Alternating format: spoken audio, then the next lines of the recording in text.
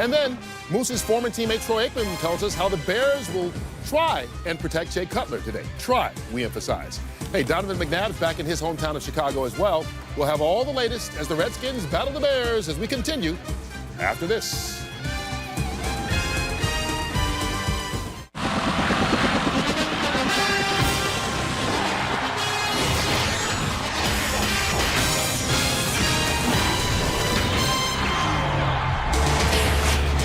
A cloudy, rainy morning in Chicago has turned into a glorious afternoon, and we welcome you to Soldier Field, where the Washington Redskins come to town to take on the Chicago Bears. And hi again, everybody, alongside Troy Aikman and Pam Oliver. I'm Tom Brennan, and welcome to the NFL on Fox. The Bears are 4-2. They sit atop the NFC North. And after being here the last couple of days, I'm not sure you'd ever know that to be the case. No, and I think a big reason for that has been the inconsistencies on the offensive side of the ball. Defensively, they've been pretty good, but he came into the season with Mike Martz as the offensive coordinator, and things looked pretty good there to start the year. But over the last couple of weeks, it has not been very good. They're trying to find their identity. There have been a lot of mistakes. I do think they'll come out today and run the ball more, something that everybody wants to do, but they've got to have success when they do it, because we all know if they don't, then Mike Martz will start leaning on heavily on the pass. For the Redskins, under first-year head coach Mike Shanahan, a win today matches their win total all of last year. So while it may not always be pretty, things are at least heading in a better direction. Yeah, you look at them, you say, wow, how have they won the 3 games that they've won? And because defensively, they're last in the NFL. Offensively, they've been very average. But what they do well is they don't beat themselves offensively. They don't turn the ball over. And then on defense, even though they give up a lot of yards, they're outstanding at creating takeaways. That's a formula that's worked for them through the first 6 weeks. They're hoping it'll work for them again today. Today, a homecoming for Donovan McNabb. He grew up in Chicago, went to Mount Carmel High School, was a football star, basketball star, ran track, played on a state football championship team. For more on Donovan, here's Pam Oliver. Well, Tom, McNabb is also 4-1 whenever he comes home to play, so this is really kind of old hat for him. He's very careful to manage his time and energy, likes to limit the number of people he sees so as to avoid distractions. Now, as for this game, he says we need a breakout game. We have got to set ourselves up nicely heading into our bye week a couple of weeks from now. Back to you. All right, Pam, thank you very much. McNabb and the Redskins against Cutler and the Bears. And we're back after this from the Verizon NFL Mobile Update.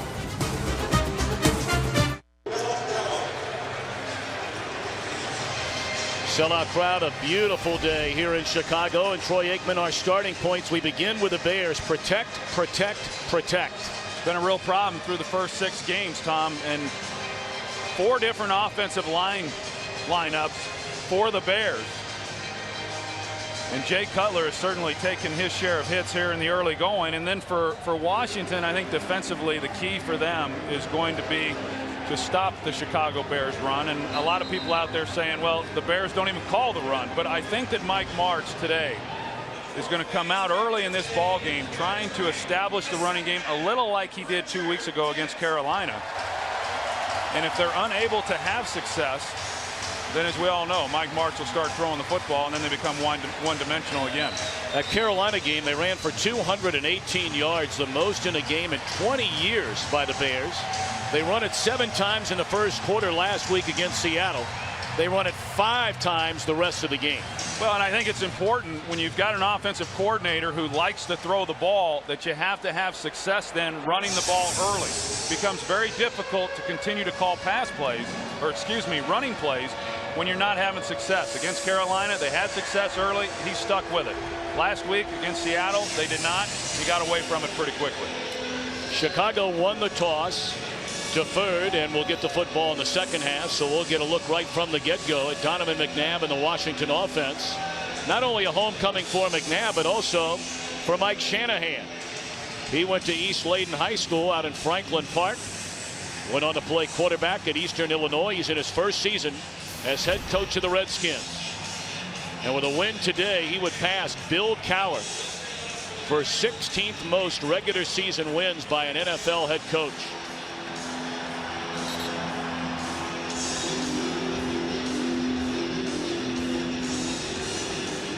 The wind is normally very much a factor in the Windy City, but not much so today.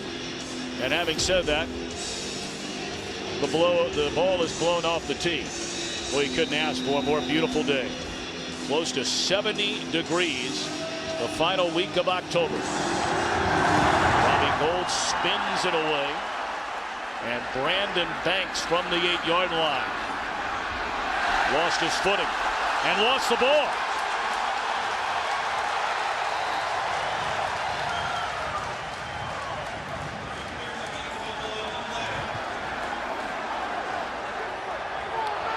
The Redskins have recovered.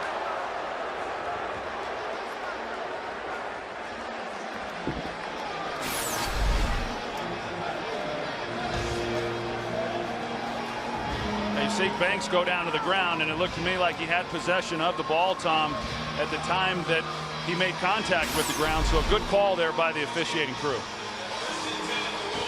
So now McNabb, he's hit on 58% of his passes, has thrown 5 touchdowns and 5 interceptions. He ranks 3rd in the NFC in passing yards.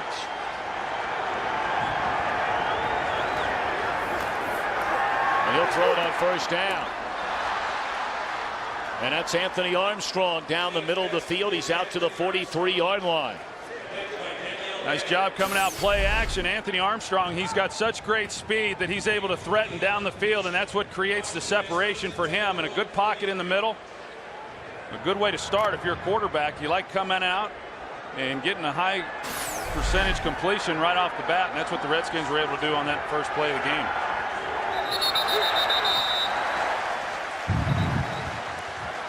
False start, number 75, offense. 5-yard penalty, still first down. Walt Anderson, our referee today. Ryan Terrain coming off a 100-yard rushing game against Indianapolis last week. Armstrong has replaced Joey Galloway, starting his 3rd straight game. And up front, another challenge for Trent Williams, a rookie, going toe-to-toe with Julius Peppers. And that's Terrain, who's up to midfield on his first carry of the afternoon. Chicago defensively ranks 8th overall in the NFL. Peppers in his first year has a couple of sacks, had an interception against his old team Carolina. Lance Briggs missed last week with an ankle injury. He's back in there today. And in the secondary, Tim Jennings starts for a 4th straight time there without Zachary Bowman, who got hurt last week.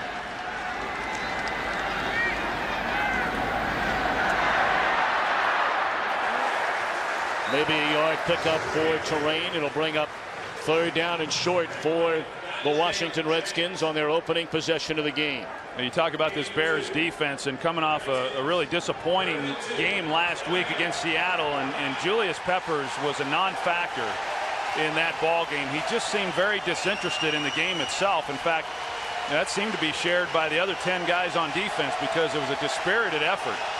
And they're going to have to play a lot better in this game. Short job. Incomplete. Santana Moss looking for a flag against Jennings, and he didn't get it. Well, you look at these two offenses coming into the game. Washington near the bottom, converting on 3rd down, and the Chicago Bears last in the league. These punters better warm up that leg, or better have before they got here to the stadium, because they're probably going to be punting the ball a lot. And 2 of the most dangerous punt return men in all the NFL. Devin Hester, number 1. They're not even going to give him a chance to return it.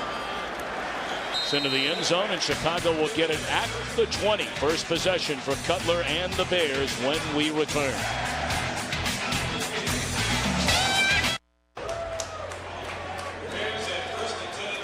Bears get the football for the first time today.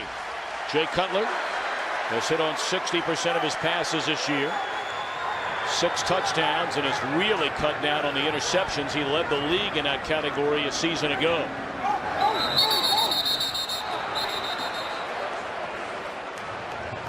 False start, number 70, offense. 5-yard penalty, still first down. Troy, you brought it up earlier. This offensive line for the Bears.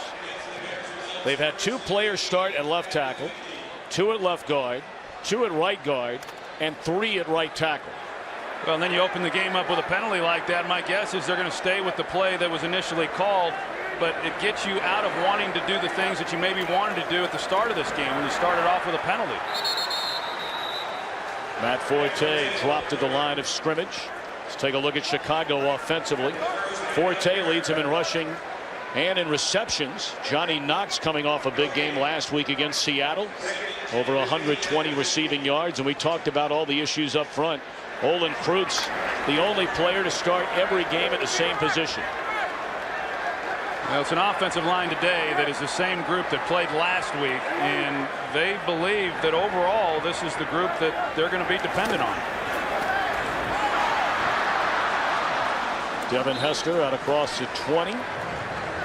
Time for a game break. Let's check in back in Los Angeles with Kurt Menefee. If you had the Falcons for the first Sunday touchdown, you win. Brian Finneran with a 3-yard reception from Matt Ryan in Atlanta on the opening possession leads the Bengals 7-0 at the Georgia Dome. Tom, Troy, and Pam. All right, Kurt, good start from Matt Ryan. I know you like Matt Ryan. I do. I sure do. And I expected him to come into this year to be in his 3rd season, having a great year. And well, he's done that. He's off to a good start this year. The Bears have really struggled on 3rd down. And those struggles continue. With Jay Cutler at quarterback, the Bears on 3rd down are now 0 for their last 23. The last time they converted a 3rd down with Cutler in a game was back on September the 27th against Green Bay. That's not very good. Right? No, that's not very good. And Jay Cutler there had good protection. He had good protection. He had an open receiver. Really no excuse for not completing that pass.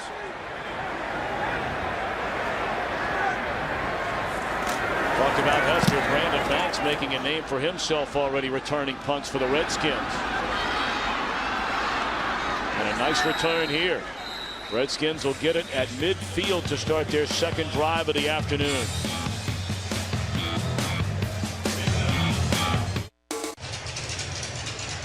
No score, minutes into the game at Soldier Field in Chicago. And the Redskins start from midfield on this 2nd possession of the game.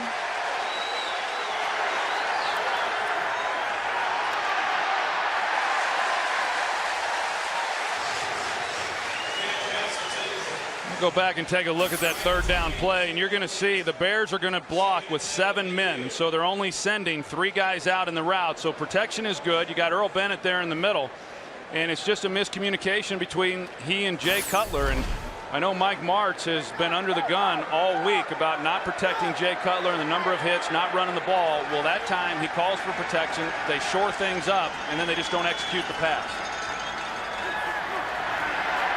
McNabb right on the money, and Armstrong dropped it. Wow.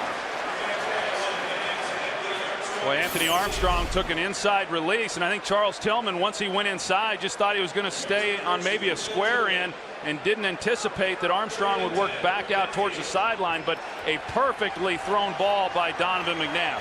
You just don't get that many opportunities, and you can't afford to miss when they come up. 3rd and 10.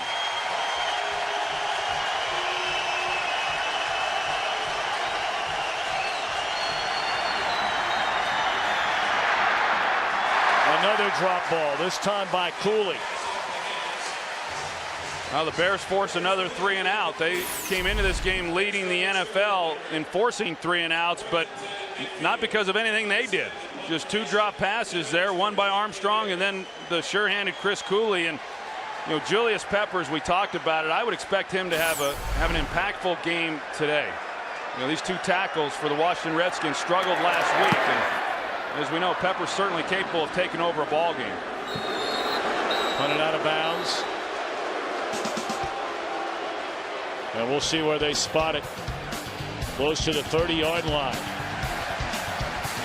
Cooley and the Redskins frustrated early after a couple of drops.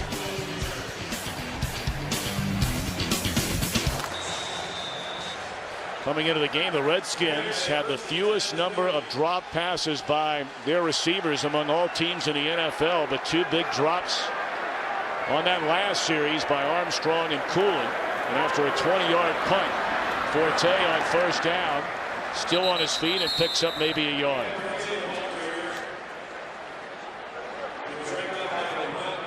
Redskins defensively.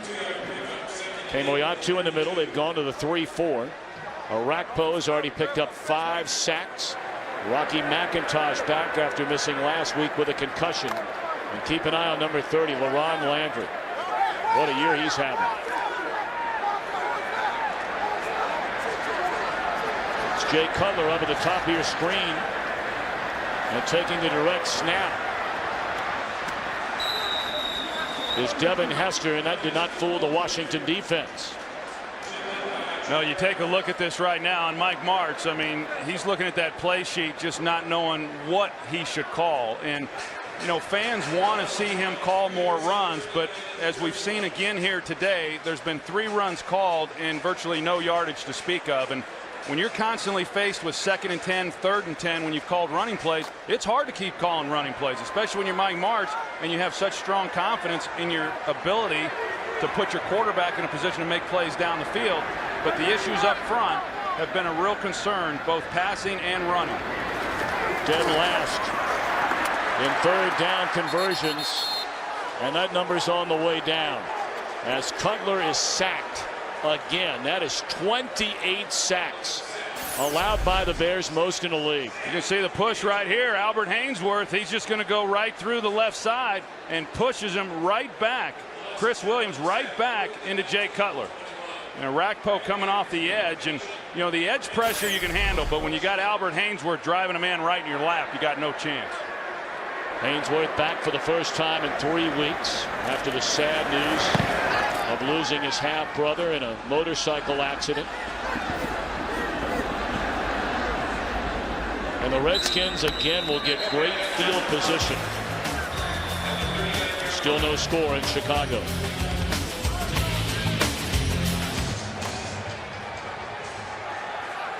Well, the Bears searching for answers.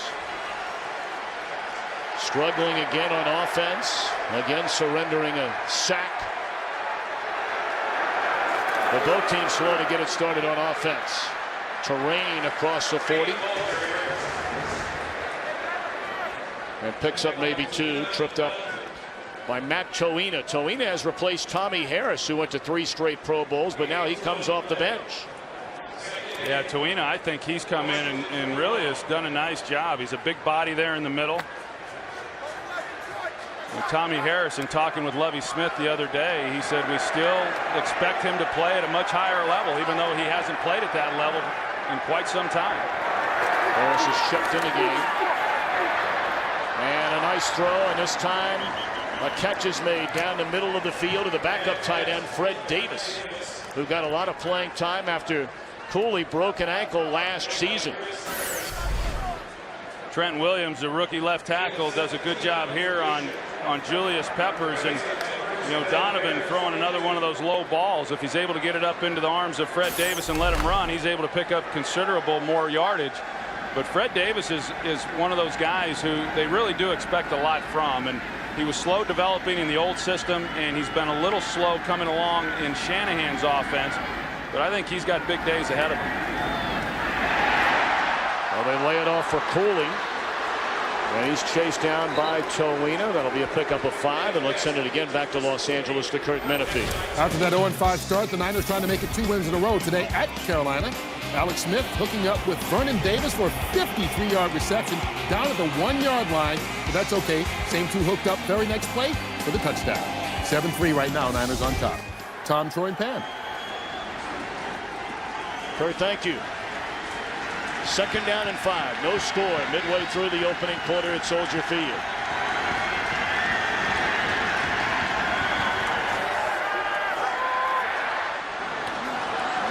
Sellers out of the backfield has a first down to the 22-yard line.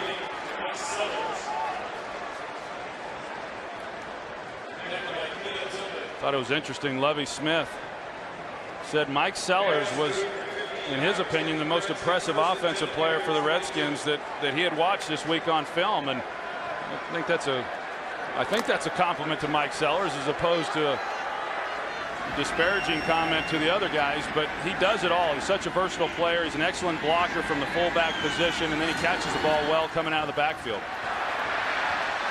Terrain leaps over the first would-be tackler, Julius Peppers, and then is chopped down for a 4-yard loss. There are flags on the play. Holding, number 77, offense, 10-yard penalty, first down. That's a longtime Saint, Jamal Brown. This offensive line for the Redskins, they've had their share of problems this year as well, trying to develop some continuity. We'll see if we can see the hold here. Looks like it might have been there on Julius Peppers. You see him as Peppers goes inside. Jamal Brown's the one who gets the hold on him. But, you know, last week in that loss to the Indianapolis Colts, both Trent Williams and Jamal Brown, they had their hands full. McNabb has it intercepted. And racing the other way is DJ Moore for a touchdown.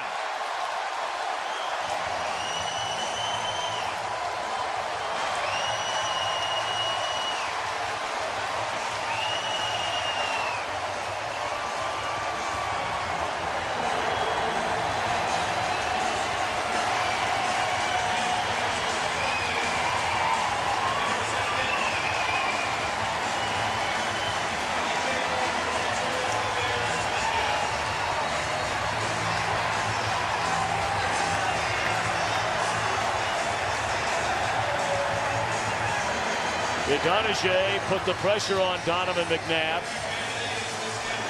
And then Moore picks it off and races 54 yards for the game's first score. DJ Moore brings the pressure off the edge, and Donovan simply never saw it.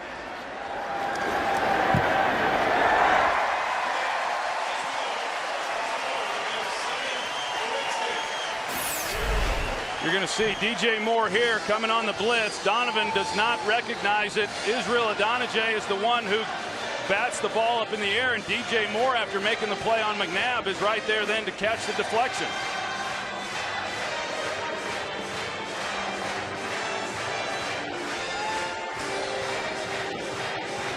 All smiles, DJ Moore. His third interception of the season.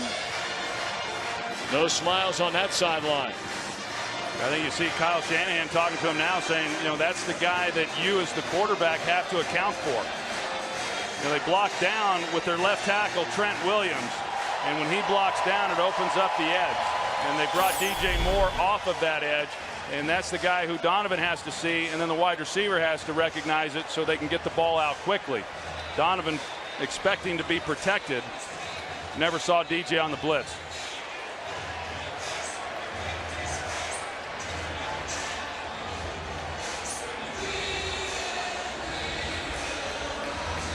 It's only the 7th turnover by this Washington offense so far this season. They protected the ball very well. I don't know who's happier about that interception for a touchdown, DJ Moore or offensive coordinator Mike Martz.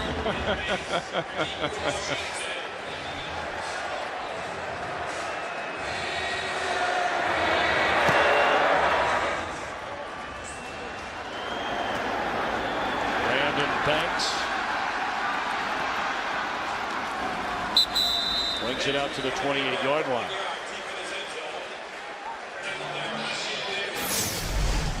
Take a look at it one more time from behind the defense. You're going to see number 30 there, DJ Moore. You know, he's the one who gets the free look. It looked like Chris Cooley would have been the hot read had Donovan had seen the blitz, that he would have then come out and hit Chris Cooley right away. He was working back into that voided zone.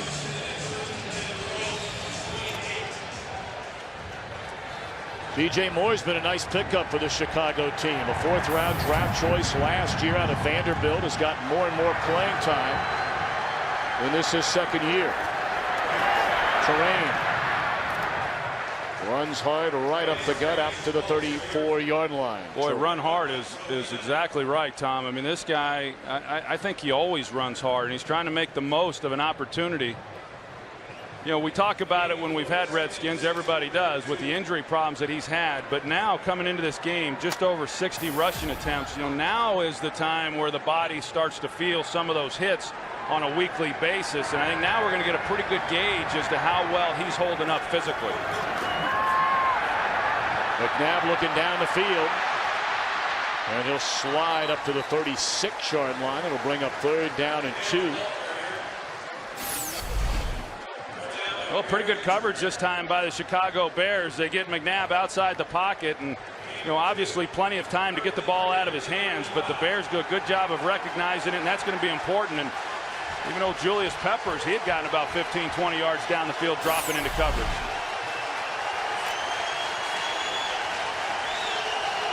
A little different defense today from the one we saw last week in that loss against Seattle.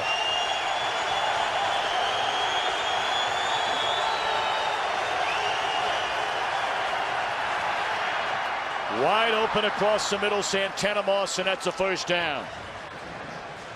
Moss, the 4th most receptions in all the NFL. What a start for him, and this is his 10th year. Well, it sure is, and here's a ball that, not a bad throw, obviously, right on him, and he jumps. I'm not sure that Santana Moss really needed to leap in order to catch that ball, and if he had kept his feet, he's one-on-one on the safety. He makes him miss, he's off. And so, what I've noticed in really watching this offense for the Redskins, so many times if these guys are able to catch the ball and stay on their feet, a lot of yardage left to be had. Under heavy pressure again.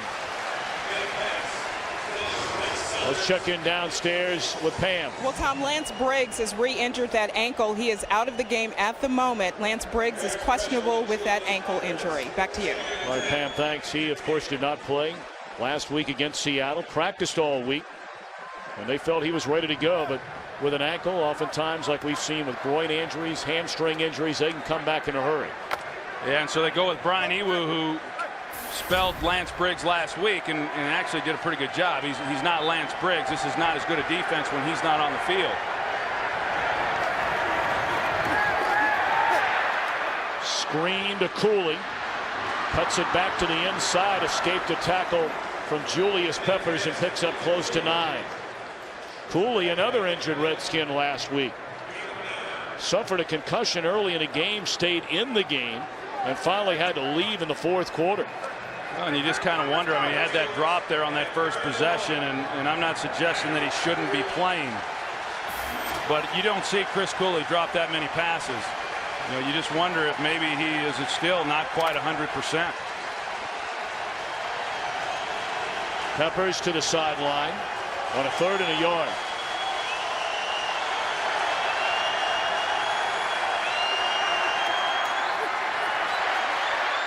Cooley again. Boy, when he's healthy, there might be some guys around the league that get a lot more pub, but Cooley is rock solid at that tight end position. Well, he's just got a good feel. I don't know that Chris Cooley's healthy, though, right now. He's not moving particularly well. He did a great job on that last play of seeing Tim Jennings out in front of him and giving Donovan a place to go with the ball for the 1st down. You're going to see as he comes across the formation, Tim Jennings right there, but then he pulls up, so Donovan has a place to go. But you talk about him, he's a valuable guy to this offense. As good as he is a receiver, I think he's an excellent blocker, something that I think goes unnoticed. But he is able to block the point of attack very well in the run game. Strong running again from Terrain. Boy, is he impressive. You see Tino Isamoa, he's the one who comes in and levels the hit on Chris Cooley. It didn't look like it was a blow to the head. He was going off looking as if it might have been something to his lower body, but obviously a concern based on the fact that he played last week after getting hit in the head, as you said, and that's always a concern when you've got a guy coming back from that type of injury. Washington trailing 7-0, but on the move. Terrain spun down at the 23-yard line. You talk about the Bears and Mike Martz, and when you're not running the ball particularly well and then getting away from it pretty quickly because of your philosophies and what you want to do then offensively. The Redskins aren't that type of offense. Mike Shanahan, Kyle Shanahan, if they're struggling running the ball early like they did last week against the Indianapolis Colts, they're going to stick with it. They're going to continue to try to pound the ball and have it pay dividends when you get into the 4th quarter. That's what this offense is built around. So Cooley checks back in, 9th play of the drive. Good protection, wide open, and a touchdown. to Santana Moss.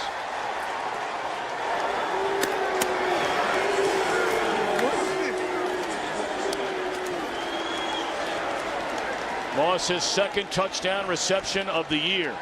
Well, great protection up front, and then Donovan McNabb's going to deliver a strike. Outside double move. Santana Moss starts to the post, back to the corner, and then when he makes that move right there, it gets Charles Tillman well on his outside shoulder and just gives Donovan McNabb a great place to put the football.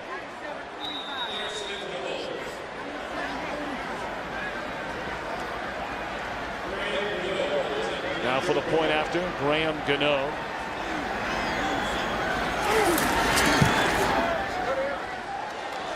That'll tie it at 7 with 1:08 to play. McNabb to Santana Moss. And McNabb, an interception, and now a touchdown.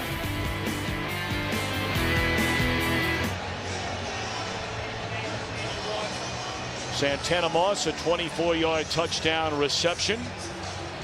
And McNabb on that 9-play drive hitting on 4 out of 5. And we talked about Cooley. Had a concussion last week, and they're working on that right foot, right ankle over on the Redskins sideline now.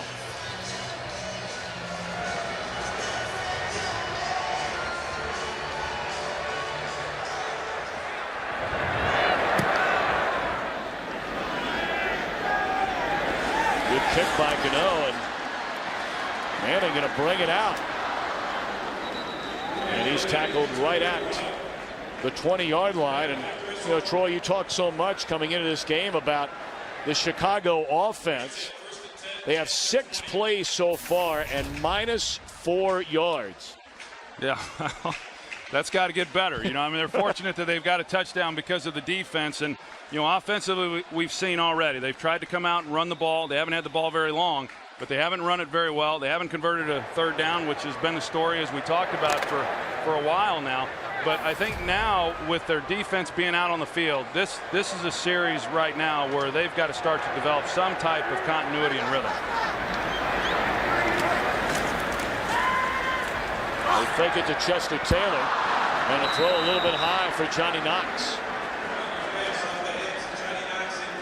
You know, you can see some of what Mike Martz is trying to do is, you know, when you've got an offense that's struggling, every single play becomes a challenge.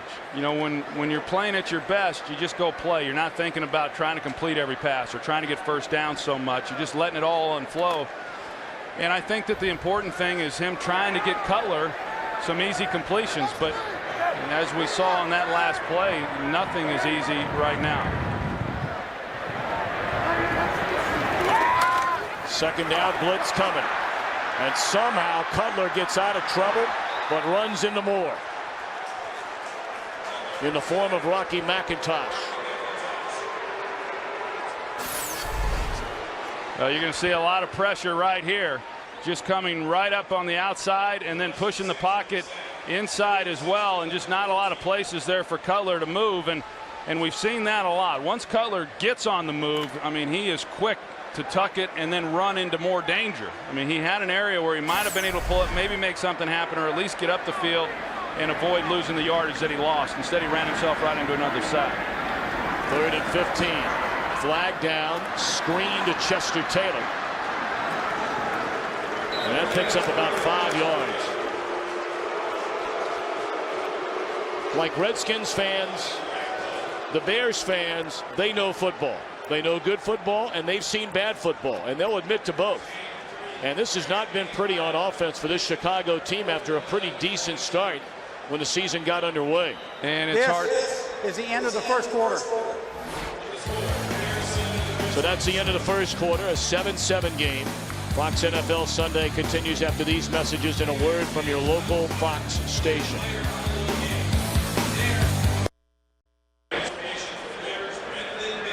Brad Maynard on the punt, standing at his own 5-yard line. And Brandon Banks stands at his own 40. A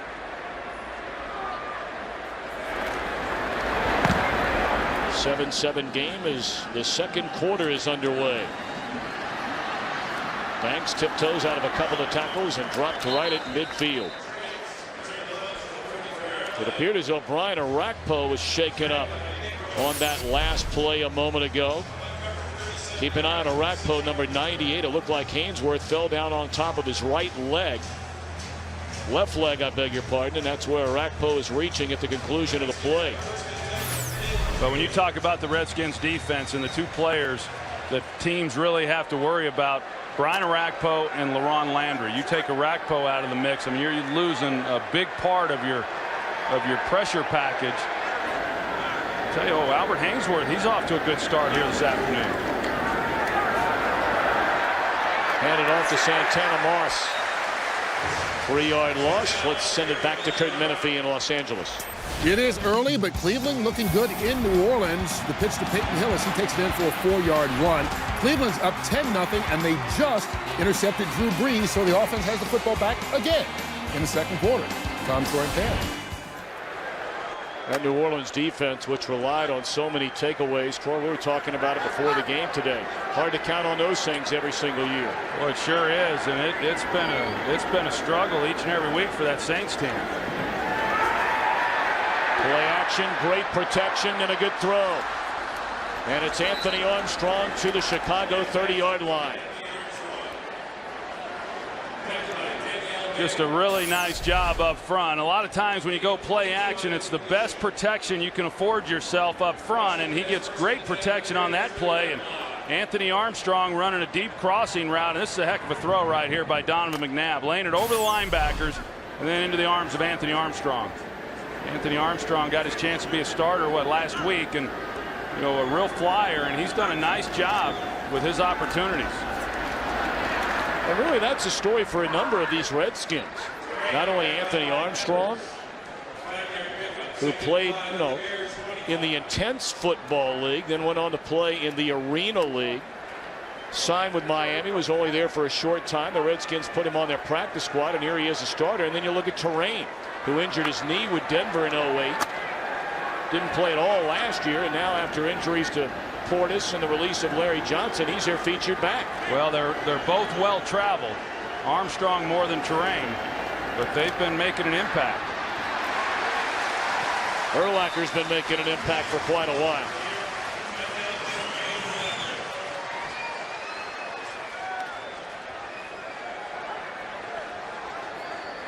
Healthy again is Brian Urlacher. NFL Defensive Player of the Year going back to 05. Broke his wrist in the first game of last season against Green Bay. And they're happy to have him back and healthy and playing like Brian Urlacher again.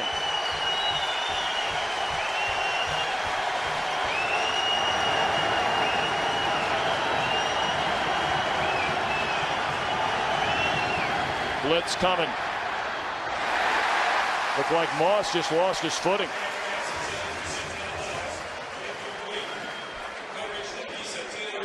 Had a pretty good design there too. They brought the pressure to McNabb's front side, and if they don't hit Moss, they could have came into Chris Cooley right up the seam, and he would have had a nice gain. But you're right, there was no opportunity there with Moss going to the ground. This will be a 46-yard field goal try for Graham Gano. His season long is 49 in week 1 against Dallas.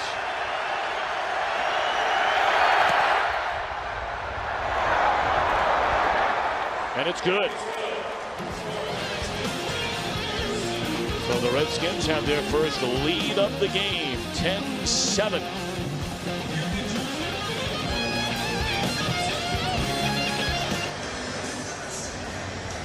Welcome back to Soldier Field in Chicago. 12:09 to play until halftime, and the Redskins, who statistically anyway, have completely dominated this game, but only a 3-point lead.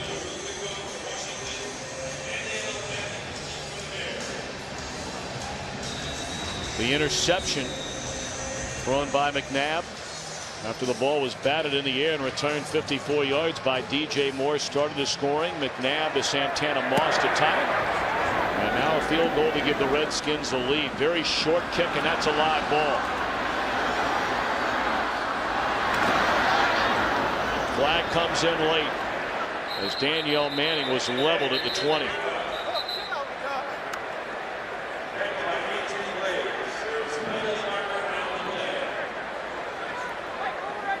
During the return, holding number 21, receiving team. 10-yard penalty from the end of the run. First down. I'd like to remind you there's a new way to play fantasy football. Make real-time substitutions in a 20-minute fast-paced game. New games start every 15 minutes. So play now at foxsports.com/live. Chicago offensively in the first quarter. 9 plays, minus 5 yards.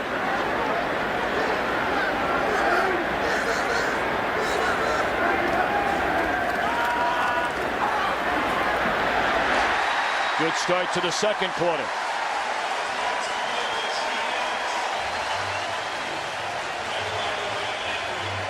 Boy, they needed that. They needed something positive to happen for him. Johnny Knox is a guy who Mike Martz just thinks is going to be exceptional within this offense because he has great speed and he has great quickness. Two things that are really required to play wide receiver within this scheme that Mike Martz employs. And they said coming into this game, we need to get the ball into Johnny Knox's hands more in this game.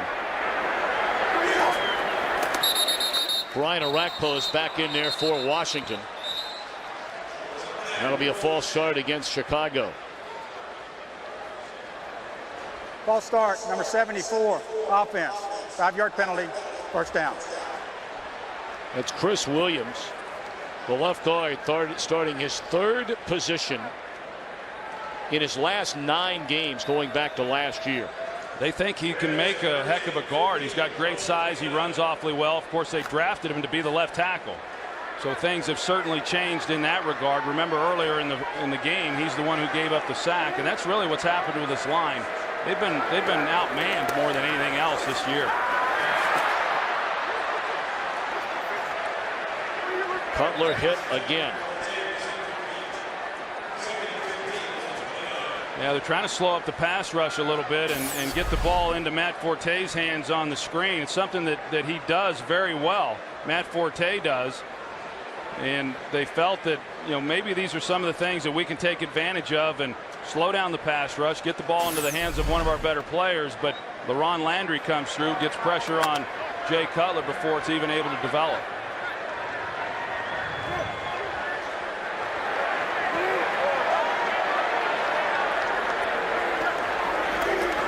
Second down and 15. Good protection this time. The receiver fell down, Devin Hester, and nearly made the catch from his knees. So another 3rd and long upcoming for Cutler and the Bears. And again, if you're just joining us, with Jay Cutler at quarterback, and remember he missed a game after getting sacked 9 times against the Giants, left with a concussion, was sacked 6 times when he came back last week. 0 for his last 25 on 3rd down. Well, that's probably going to be 0 for 26 because there's not a lot of plays that allow you to convert on 3rd and 15.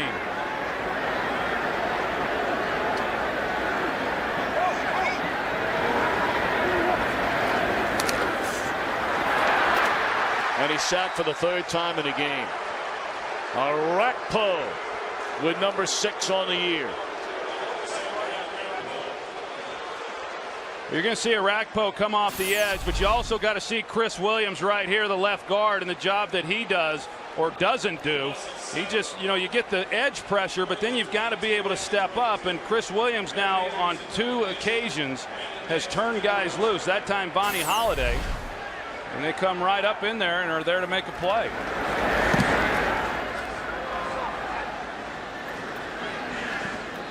Short punt. This will be the 4th time in the game already that the Redskins have basically gotten the ball in midfield. A 10-7 Washington lead.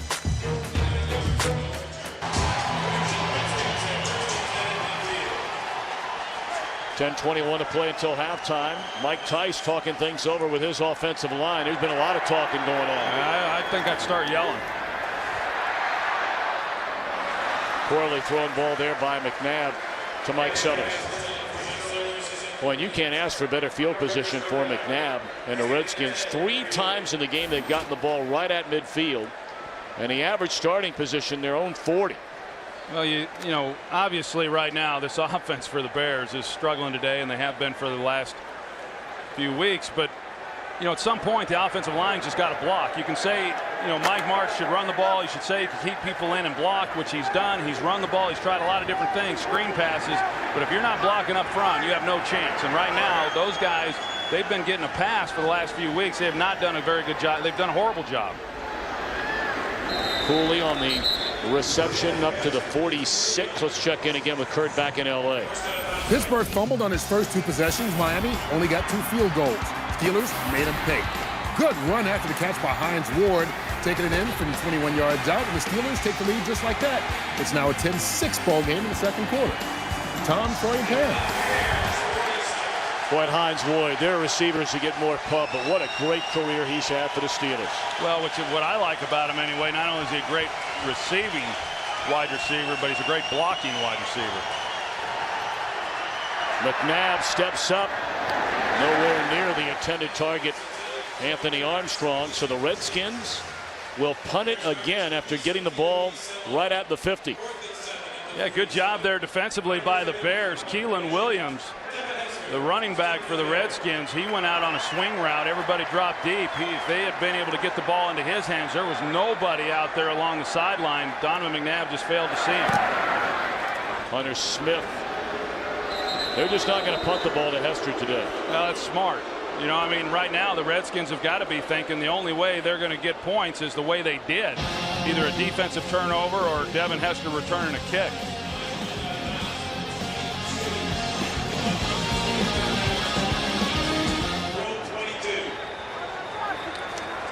Bears back on offense, trailing 10-7. They have 1 first down so far today.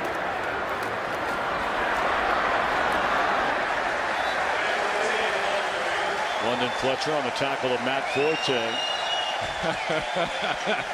These fans, they like the call, and they like the production there. But you and I were talking in the break, and I thought when you point out about sooner or later, it doesn't matter if you're running or passing, you have to block people. They had run the ball 3 times in the game for a total of 1 yard before that carry. And a good carry it was, a gain of 6. He'll do it again. And close to a first down is Forte, depending on the spot. I ran into some Bear fans last night, Tom, and was talking to them about their team, and what they said was, probably echoed by all Bear fans, and that we need to run the ball. And that's kind of the mentality. I'm not saying they're wrong, but that's kind of the mentality around the league, is that whenever things aren't going well and you haven't run the ball, just run the ball, and magically that changes everything. But the Bears have not been a good running team for quite some time. Matt Forte, you take the Carolina game out a few weeks ago, he's averaging 2.5 yards a carry. They're going to run it 3rd and a yard. And just Chester Taylor is dropped for a loss. Hainsworth pretty active today. You see the big man right here in the middle, 92, and he just moves right through Olin Kreutz. And Lance Lewis there was trying to slow him down, and this is the type of disruption that Albert Hainsworth can create, and that's why Jim Haslett and Mike Shanahan, they want him on the field. That is a drama that seems to never end for Mike Shanahan and the Redskins as Banks brings it up to the 44-yard line. The trade deadline came and went, and Hainsworth still a Redskin. McNabb to the field, leading by 3.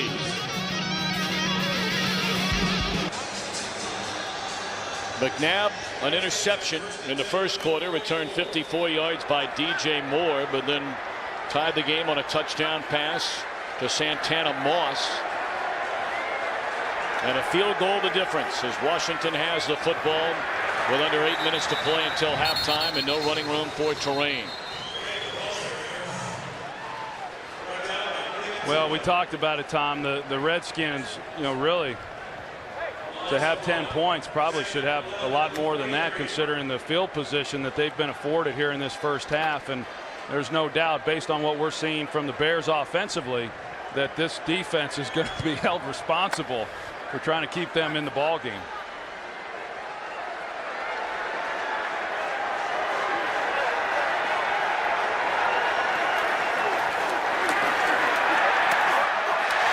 down again by Adonijay. Adonijay having his best season. He won the job over Mark Anderson during the preseason and has played very well. Yeah, he really has. And, you know, it's primarily a special teams player, and then he got his opportunity to play on defense and doing a pretty good job. But I know Lovie Smith still expects more from that guy playing opposite of Julius Peppers. And Julius Peppers, as we know, he creates a lot of attention, and people are going to slide protection to him, and it should free up some things for Israel Adonijay and whoever else lines up opposite. 3rd and 11, blitz coming, and it's batted at the line of scrimmage. 3 and out again for the Bears defense. Chris Harris delivered a lick on Donovan McNabb. Yeah, the Bears, they dialed it up a little bit. You're going to see Chris Harris come in from the safety position, and Keelan Williams, who's a good blocker, he has to make a decision. Okay, who am I going to take? He takes the most dangerous, Tino Isamoa, and it frees up Harris, and McNabb just gets it out of his hands. Well, Hester getting a chance to return a punt for the first time in the game. A flag is down. And Hester tiptoes out of bounds close to the 20, but again, a flag all the way back to the 28-yard line.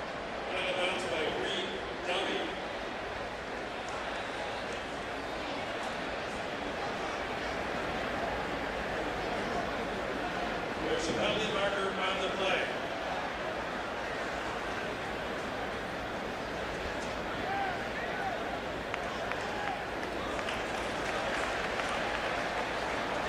Well, they initially signaled against Washington, and then the signal went against Chicago. So now Walt Anderson. Illegal formation, number 58 of the receiving team was lined up over the center. Washington has elected and enforced the 5-yard penalty at the end of the run. First down. That's against Rod Wilson, and his penalty last week nullified a kickoff return for a touchdown. One of the great all-time Chicago Bears, Richard Dent, then and now Super Bowl MVP in Super Bowl 20. Today, the president and CEO of RLD Resources, a telecom and energy management company, and his Make a Dent Foundation helps needy kids to get college scholarship money. Still looks good. Boy, sure does. And a number of Bears here at the ball game today. Former Bears. Gale Sayers was here. He looks great. And, you know, how about that? The 85 Bears defense, still the gold standard. I mean, as good as the Pittsburgh Steelers have been over the years and the Baltimore Ravens, that 85 Bears defense is still the gold standard. And 25 years ago, they've got the reunion coming up next month here in Chicago, and I guess Mike Ditka will be here for that, as you would expect, and Buddy Ryan's going to come back as well. But congratulations once again to all those folks that were a part of that great Super Bowl team. They had a handful of them here today, but as Troy mentioned, Gale Sayers, Otis Wilson, Keith Van Horn, their great tackle out of USC. Well, they had about 8-10 guys from that 85 Bears team here today. Well, they're going to need this defense today to play like the 85 Bears if they're going to stay in it. The receiving team has declined. It'll be first down Chicago. Well, it took a while to figure out. One first down on their first drive of the second quarter. And then on a 3rd and 1, they couldn't convert their last possession. 1 yard averaging per play. But they're only down 3.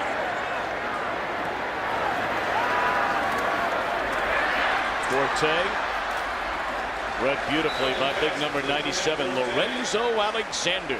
You know, there's so many things that Mike Martz would like to be able to get to in this game.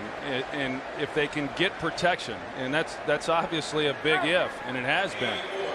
But if they're afforded some protection, he's got some things that he feels that he can take advantage of with his secondary here of the Washington Redskins. Everyone else has. I mean, they've been giving up over 400 yards of offense or to the opposing offenses throughout the first 6 games of the season, and that's not by chance. I mean, there's some holes there, but I know it's frustrating right now for Mike Martz. He's trying to protect his quarterback and maintain some type of balance and can't get to those things. Short drop, catch made by Hester. And you can't play it defensively any better than Carlos Rogers just did. Oh, and this is, you know, we talked to Jim Haslett, and he said, hey, the reason we've been giving up so many yards is because we've played against Tony Romo and Matt Schaub and Aaron Rodgers and Peyton Manning and some awfully good offenses, and all that's true. And typically you're playing against pretty good offenses or pretty good quarterbacks each and every week. This might be that game to where they're able to come down considerably in the rankings. Another third down. 0 for 5 so far. Batted down. Crowd wanted a flag, and LaRon Landry knocked it away. You're going to see they run a corner route here with Greg Olsen, and not a bad route. It's just that LaRon Landry is waiting on the throw, and it looked like they could have maybe called contact before the ball arrived. That's a tough one. He definitely came over the back, but was there contact made prior to him hitting the ball? And LaRon Landry, you talk about guys off to great years. LaRon Landry is getting some attention around the league, and you know it's a little early, but I'd be surprised if we're not seeing him going over to Hawaii for the Pro Bowl. Certainly among the most athletically gifted players in the league. Banks will call for a fair catch at the 30. Well, we know who will play in the Fall Classic right here on Fox starting Wednesday night. Game 1, the Texas Rangers make their first ever appearance in the World Series against Tim Lincecum and the Giants. Giants have never won the World Series since moving to San Francisco. Fox Sports coverage begins Wednesday 7:30 Eastern, 4:30 Pacific. Joe Buck, Tim McCarver, Ken Rosenthal on the coverage.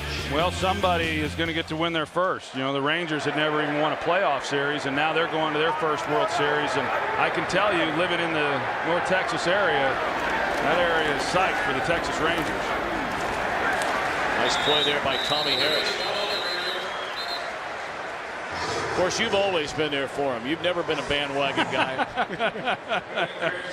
You know, I'm for a lot of teams. I'm for winners is the way I look at it. Well, it's like the email, you know, you sent me last week. I said, are you rooting for our Buckeyes? You said, I'll let you know in an hour. That's right. That's right. I wasn't rooting for them. Well, you're cold.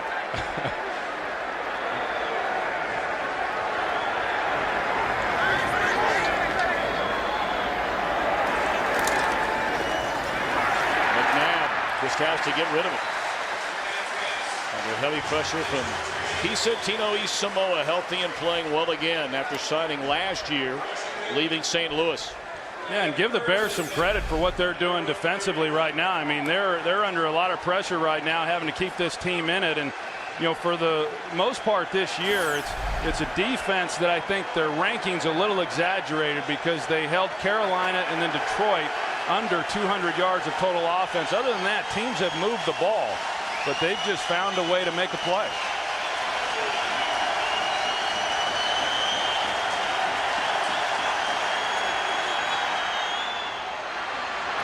Cooley trying to get to the first down marker. I think he's about a foot short.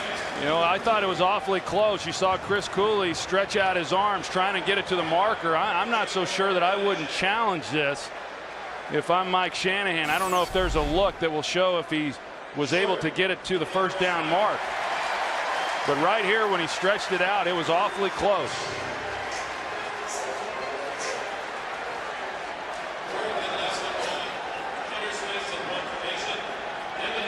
Boy, Israel Adonijah, he's downfield in the middle of that one as well. So the Bears going to get it back. Nearly blocked. And again, they just punted out of bounds. Corey Graham nearly got that one.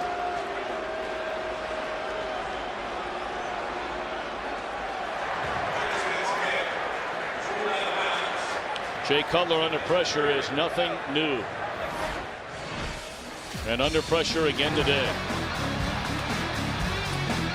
Well, it was right from the first series of the game is when, you know, he started seeing it again. And as a quarterback, you know, you start getting a little nervous within the pocket. You don't trust that you're going to be afforded the protection. You start trying to rush throws, and probably the worst thing that can happen is you start looking at the rush as opposed to looking down the field, reading coverages.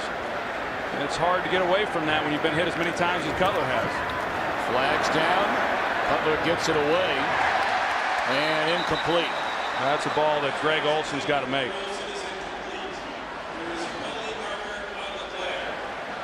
Olson has not caught a pass in the last 3 Chicago games, and that's including today. Offside, number 98, defense, 5-yard penalty, still first down.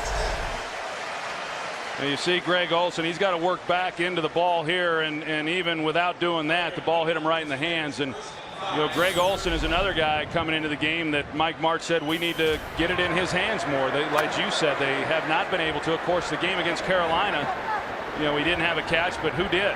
You know, they only completed 6 passes. Todd Collins threw almost as many to the other team in that one.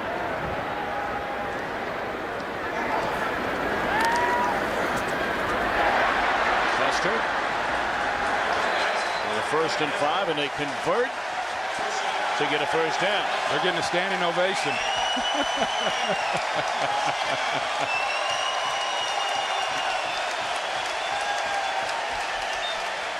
Little front running going on right now. Well, I don't know if it's front running or not. I think they just want something to cheer about. It's a great sports town. Sure is. Great town, period.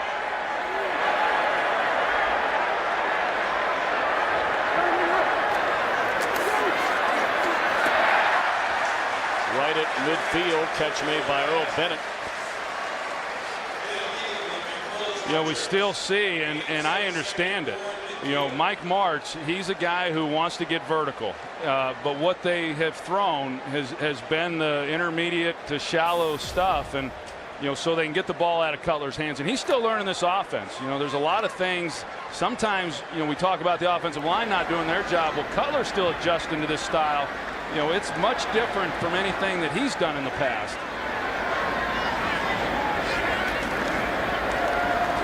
I think they get Arakpo again lining up off sides. That's a penalty. I think most fans, they just say, how in the world does that happen? Number 98, defense, lined up in the neutral zone, 5-yard penalty, first down. You know, those good pass rushers, they want to crowd the line as much as they can so they can get there as quickly as they can. And they've now caught Arakpo here twice on this series. But, I mean, you think about it, and I think that's what has to be discussed at halftime for the Bears. As bad as it's been offensively, we can't play any worse. It's a 10-7 game, and if they do something here, it's either tied up or they're going to be leading at half. Bears have all 3 timeouts along with a 2-minute warning. Quick throw, catch made again by Bennett. You see Jim Haslett, as soon as they go to empty set, they blitz it. And LaRon Landry, I mean, this guy just flies around, and he loves being around the action. In, you know, previous years he was playing more coverage than what we've seen of him this year. This year with Jim Haslett as a defensive coordinator, he's around the ball. He's a physical guy, and he's just a heck of a player. Well, we have reached a 2-minute warning, and the Bears for the first time all day on the move offensively. Well, after missing the last couple of games, the big fella's been in there a lot today. This will be his 14th play on defense.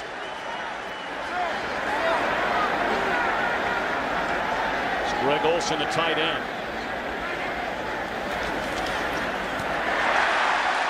Johnny Knox to the 25, and that'll be a first down for Chicago. That was close to being a lot better than what it was. Johnny Knox, he hits him on the back shoulder, which kind of forces him then to spin back out to his left. And had he have been able to keep his feet, D'Angelo Hall, he had overrun it. And he likely is able to go up the sideline for a touchdown. Knox on pace for a 1,000-yard receiving season. The Bears haven't had one of those since Marty Booker in the 2002 year. That's really something, too, considering how this league has changed into a passing league. First timeout spent by Cutler and the Bears, who, Troy, I thought you brought up a point right on the nose per usual. You can't play worse on offense, and Chicago had played until this drive, and now all of a chance to either tie it with a field goal or take the lead for a touchdown. Yeah, I think they've got to feel pretty good about that part of it. And then offensively, even though it has obviously been a struggle, this possession has been good. You know, I mean, Jay Cutler has gotten the ball out. Again, they haven't been able to get to the things they'd really like to get to in order to exploit this Redskins defense. I think Mike Martz has made some nice adjustments here on this possession, just trying to get the ball out, get some things positive happening. And more importantly, they've converted a few third downs. Cutler 4 out of 4 on this drive. A 1st and 10 to the 25-yard line. Short drop again. And Knox again. I guess I shouldn't say they've converted third downs as much as they've gotten first downs. They've still yet to convert on a third down. But you see that throw there by Jay Cutler and another slant route. You know, those are high percentage throws working against D'Angelo Hall. And I think from that, then in the second half, assuming that you can get some type of protection up front, you start seeing the ball go down the field just a little bit more.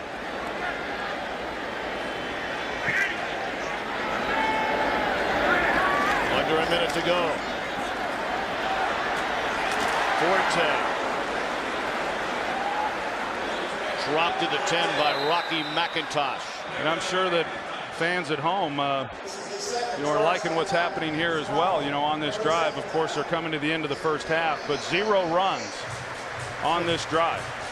Think anybody in the stands is talking about that right now? Well, I just think that when it works, everybody's happy, and when it doesn't work, then it all goes back to, well, let's run the ball. And you know, I think that at the end of the day, you do what you have to do to try to win a game or to try to score points, and sometimes that doesn't necessarily involve running. Coming up, it'll be the Visa halftime report. Kurt, Terry, Howie, Michael, and Jimmy will be along with scores and highlights. Boy, there are some stunners going on around the NFL right now. Baltimore getting blasted by Buffalo. Talk about New Orleans trailing against Cleveland.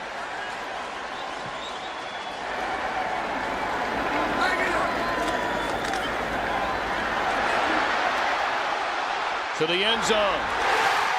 Touchdown, Johnny Knox.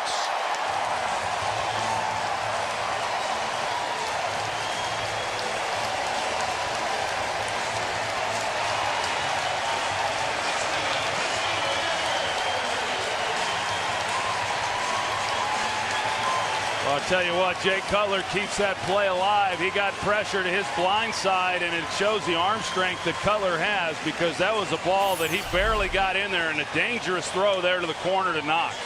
You know, he spots him late right here, and he guns it in there, but you had LaRon Landry and then Buchanan sandwiched between them. Point after is good. So by far and away, the best drive of the day for Chicago ends in a touchdown. Yeah, Johnny Knox, you know, if he's going to get the ball, he's going to get it right away. But once he got there, he stayed put. And it was a nice job of him of recognizing that it was zone coverage and where he was best suited to be to get the ball thrown into him. And that was a tight ball, but it was great arm. It was, as I said, it was a great illustration of the arm strength that Jay Cutler has in order to fit that pass in.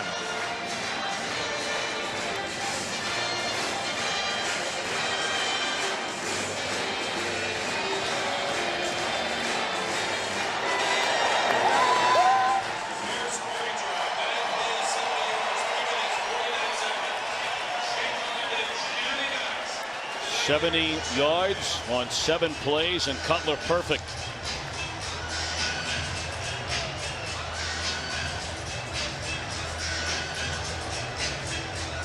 First touchdown reception of the year for Johnny Knox, who's having a very good sophomore year.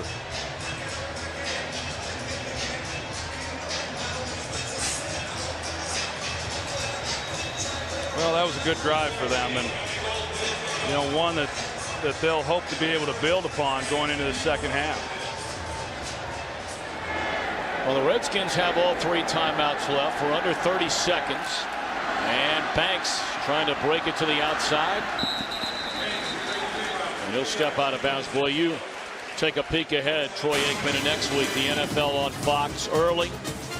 The Packers and the Jets. And late, you and I will be in New England. The Vikings and the Patriots.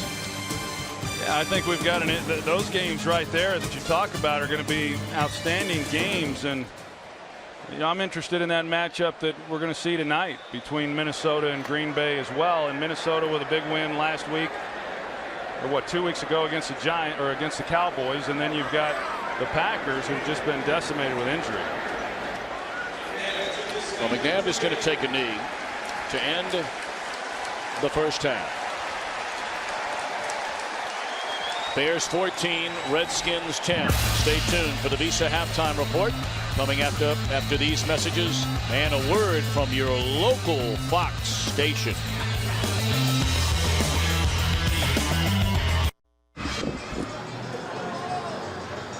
Was there anything better than home cooking? We talked about the homecoming for Donovan McNabb and his mom, along with some friends and family, providing the post-game meal for the Redskins afterwards. Apparently she likes to do that whenever he comes back into town. That's a lot of food she made up, huh? Well, I mean, you football players can eat a little bit now. Well, right? Don't look at me. Yeah, you know, Wilma used to do that all the time when Donovan was with the Eagles, and she would do it the night before a game. And I'm not sure exactly why they didn't do it last night, but they're going to have a heck of a feast after this game. Well, obviously we talked so much about how poor the Chicago offense was in the first quarter. A very impressive drive to take the lead up until halftime, but the Washington offense, meanwhile, only one first down for Donovan McNabb and the Redskins in the second quarter. Yeah, I thought, you know, Washington overall was fairly productive moving the ball. They just didn't come away with the points, and that's why they kept Chicago in it. And Chicago's able then to, you know, they get the interception for a touchdown. They get the drive to end the first half. Now they get the ball to start this second half. And if they can continue to do what they did there at the end of the first half, which I've got to believe they're going to, some high percentage passes, try to keep the chains moving a little bit and use that as the formula for success. Well, bear in mind, you see the total yards there for the Bears, 84. At the end of the first quarter, that number read -6. And the one takeaway by Chicago, a McNabb interception by DJ Moore, returned 54 yards for a touchdown. Pam Oliver tells us that Lance Briggs is now officially out for the remainder of the game after re-injuring his bothersome ankle in the opening quarter.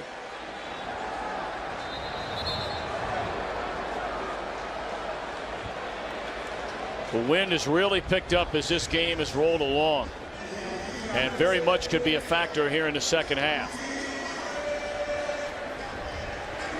Those old Chicago Bears were standing down there on the field.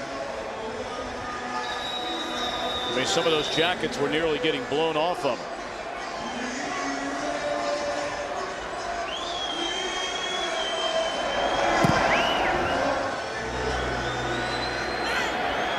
Danielle Manning from the 3-yard line. And up to the 23. Pam Oliver. Well, what worked for the Bears on that very encouraging scoring drive? Lovie Smith said blocking. He said we just did a better job of it. We seemed to coming around in that department. He also said that, you know, we keep that up, we should be okay. Now for the Redskins, Mike Shanahan talked about what Troy talked about, consistency, and them not taking advantage of opportunities. He said if we get that going, we'll be okay. That seems to be the theme of halftime, by the way, Tom. You're right. Not a lot changes from week to week, does it? Short drop again by Cutler. And I'm not sure Johnny Knox ever saw it coming, and the Bears very lucky that Dowdy didn't intercept it. Yeah, but this is what I was talking about with Jay Cutler, and this is how the offense is designed. It's designed for the quarterback to get back, take a hitch, and get the ball out of his hands. And this receiver, Johnny Knox, he's got to know it's coming, and you've got to get into your routes. And as they continue to develop, that didn't look very good right there. And people saying, man, what's Cutler doing? But that's what they want from the quarterback here. And as they develop that kind of timing, then you're going to see the ball getting out. You're going to see guys catching the ball down the field, whether guys are turned loose up front or not. Earl Bennett still on his feet, fights for additional yardage up to the 39. That's a first down. You know, we talk about this offensive system that Mike Martz is putting in, and it's not just about the offensive line. It's not just about Jay Cutler. It's also about the receivers knowing where they're supposed to be. And it's the same offense that I ran in Dallas with Ernie Zampese and Norv Turner. In fact, Mike Martz learned the offense under Ernie Zampese. And what Ernie would say about the receivers, or to the receivers, be where you're supposed to be when you're supposed to be there. That sounds simple, but the quarterback just throws it on time, and then you've got to be in the right spot. First down carry by Forte up to the 44-yard line, tripped up by London Fletcher. You know, this running game, and Matt Forte specifically, I don't know that we really have gotten an opportunity to see what kind of runner he really is. I mean, when he's, you know, since he's been with the Bears, there hasn't been a lot of success running the football. I mean, he has yet to average 4 yards or better for a season running the ball. And I don't know how much of that's on him. We all know that the offensive line, you know, well before this year has had some issues, but they've just not been consistent in that part of their game for a while.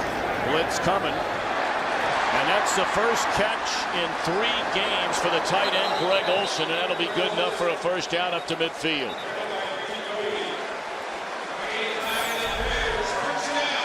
Well, the Redskins, they like to give a lot of different looks and move people around and try to confuse the offensive line. And, you know, Jay Cutler recognizes that he's going to have a free rusher. And so the ball's going to come out. And that's why you see Cutler get the ball out as quickly as he did. And Olsen was that outlet for him and made it into a positive play.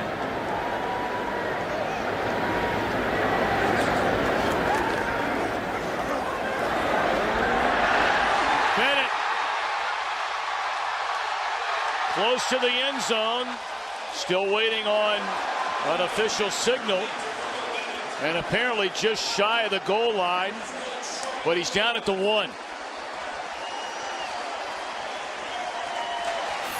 It was actually pretty good coverage, you're going to see, by Carlos Rogers, but a great throw by Jay Cutler in behind. Had he have tried to lead Earl Bennett up the seam, Carlos Rogers is in pretty good position to make a play on it.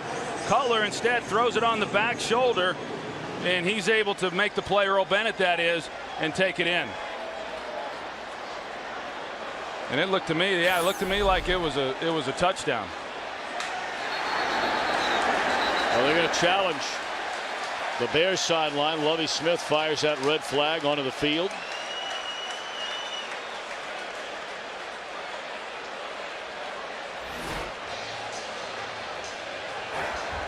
Chicago is challenging the ruling on the field that the runner was down short of the goal line.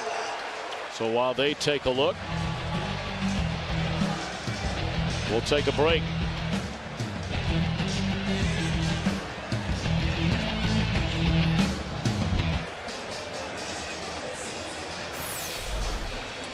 Well, you see here, Earl Bennett's got his left knee on the ground, well short of the goal line. Great job there by the camera guys. And you know what could happen, Tom, is they may even move that ball back. I mean, right now it's on the 1-yard line, and I doubt they will, but there's a chance that he didn't even get to the 1-yard line.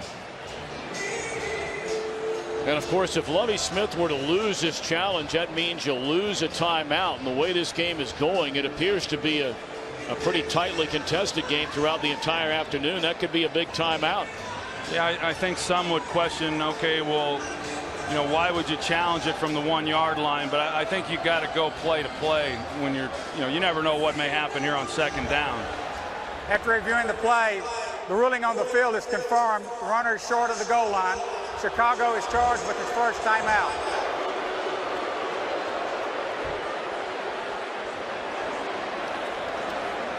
A big play nonetheless. And it's 1st and goal just outside the 1. Kevin Schaefer, an additional big body, is checked in for Chicago. Well, we'll get an idea right here how much Martz believes in the running game. High formation, Chester Taylor in the game. And they let Cutler take it, and he is met head on by Albert Hainsworth. Did he fumble the ball?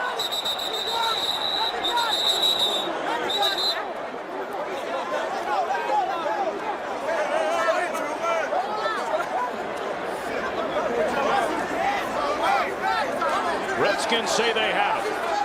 Yeah, well, you worry about that on the quarterback sneak. When you try to extend it across the goal line, there's a lot of bodies there to knock it out of your hand if you don't get it across the goal line. The ruling on the field, the runner's forward progress was not stopped. The ball came loose, recovered by Washington. First down. Wow. A huge play.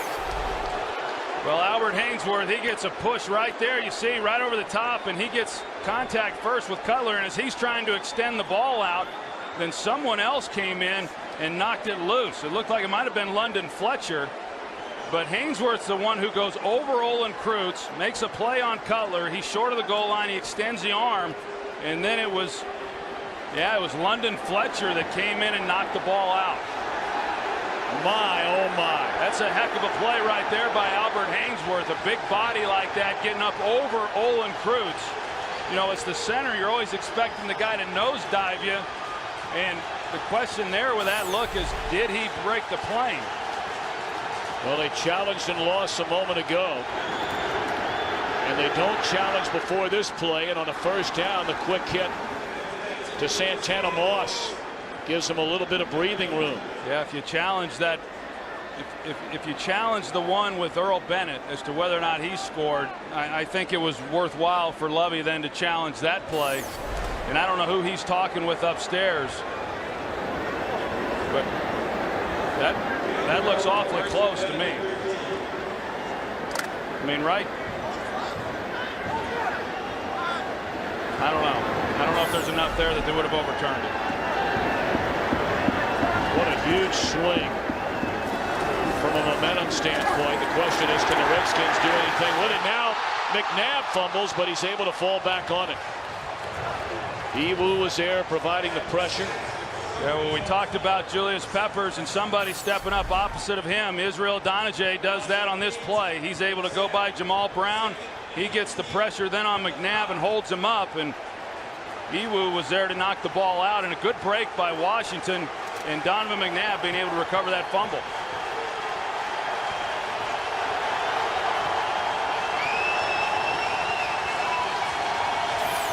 Second down.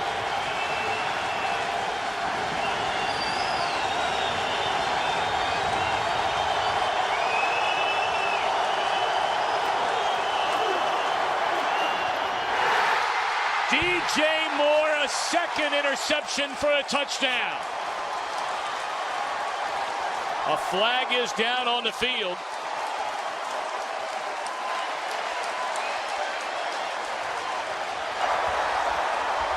Before the snap, delay of game, offense. Half the distance to the goal. Third down. Wow. This has been an unbelievable sequence of plays. That touchdown wiped away on the delay of game.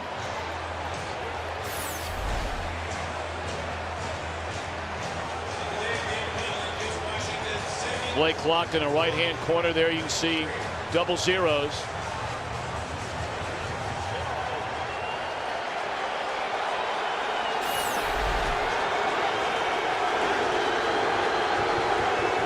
So now third down from their own 3-yard line, or second down, I beg your pardon. And Donovan McNabb's going to get everybody together and try and get things on the right track.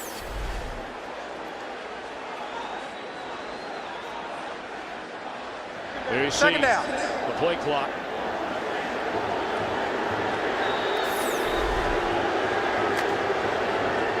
Well, that's 2 consecutive breaks for the Washington Redskins.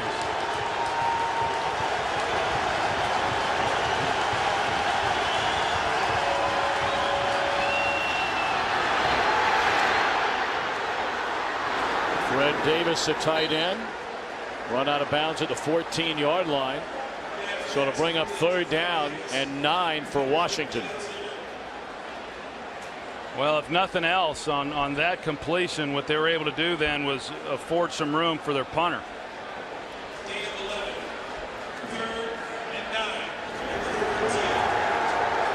Neither team has been good on third down. Bears 0 for 6, Redskins 2 out of 8.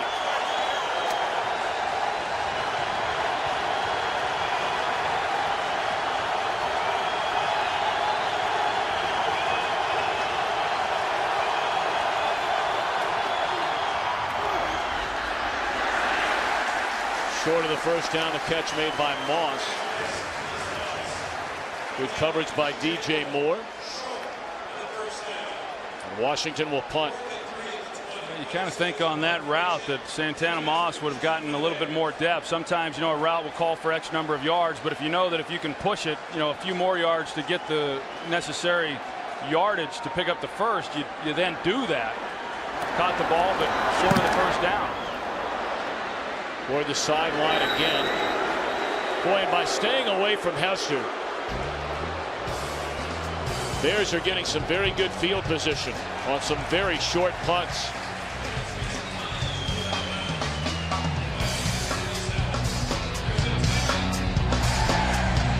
On Fox. A horror show offensively through a quarter and a half for the Bears. And not a way to start it on this drive as D'Angelo Hall steps in front of the Jay Cutler pass and snatches it away. And that should never happen. Devin Hester has got to come back to the quarterback on that, and if nothing else, break up the pass.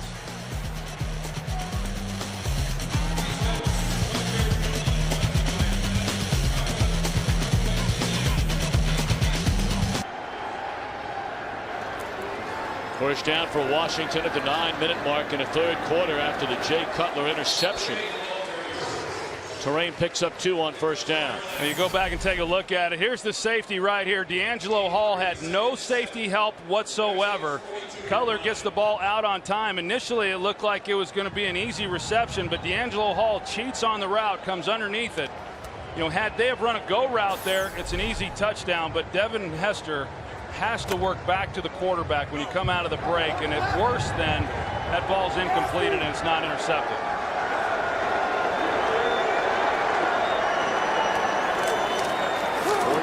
Game, Chicago in front. It's the best protection he's had in a long time, and that's a drop by Fred Davis. Third drop today by a Washington receiver. You know, D'Angelo Hall, there was discussion this week about a conflict maybe between he and Jim Haslett, and a heated discussion during the week, whether it was or whether there was or wasn't. You know, we don't really know. Jim Haslett certainly downplayed that, but D'Angelo Hall is a very confident corner. And he's a guy who will give up some things. He got beat last week in that Indianapolis game. But he gets beat a lot because he takes a lot of chances. And when he takes chances, a lot of times he's able to make plays, as we saw there. But that's what he's been doing in this league for a long time. He's cluing the quarterback, always looking to jump a route. Third down, McNabb down the field. And this one's intercepted. Danielle Manning. Up to the 41.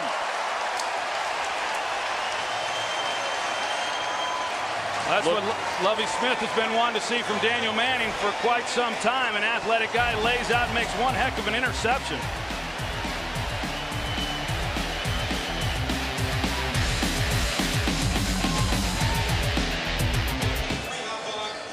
A Washington challenge on the field as to whether or not Danielle Manning was downed by contact. Let's check in with Mike Pereira back in Los Angeles. Mike, what do you think? Hey, Tom, I think there's two things they'll look at in here. First, they're going to look to see if, in fact, it is an interception, because that's reviewable, even though they just challenged the down by contact aspect of it. But here he's midair controlling the ball. He's got to hold on to the ball after he hits the ground. He does. It's an interception, and he is down by contact, because even though he hasn't completed the catch, he's in air with control. And if he touches then an opponent, as he'll touch 84 right here with his left leg, that puts him down by contact at that point. So they'll come back and put the ball there. That looks roughly at about the 23 when Manning got up. The line of scrimmage right now is the 41, so that's a big difference field position wise on this challenge by the Redskins. Yeah, it was just that was a heck of a play by Daniel Manning, laying out and catching that ball. Not an easy one. And then you got Melton, who put a pretty good lick on Donovan McNabb at the end of that play. We talked about it coming into this game, Tom. The thing that the Redskins had done a good job of throughout, you know, most of these games is they protected the ball offensively, and then of course they've gotten the takeaways defensively, and you know, the turnovers offensively today. Not so much on this one. You're giving up a little bit of field position, but the touchdown that they got to start this game off After the reviewing the fumble play, by the defender McNabb. has possession of the ball and maintains control of the ball upon going to the ground. However, his feet are in contact with the receiver, which makes him down by contact at the 22-yard line. Please put 8:08 on the game clock, and Washington will not be charged with a timeout. So a successful challenge from Mike Shanahan. We thank Mike Pereira back in Los Angeles, a longtime head of NFL officials. There's a contact. Joey Galloway, 84. Legs knocking against one another as Manning made the interception, then went down to the ground, and that's a spot of the ball now at the 22.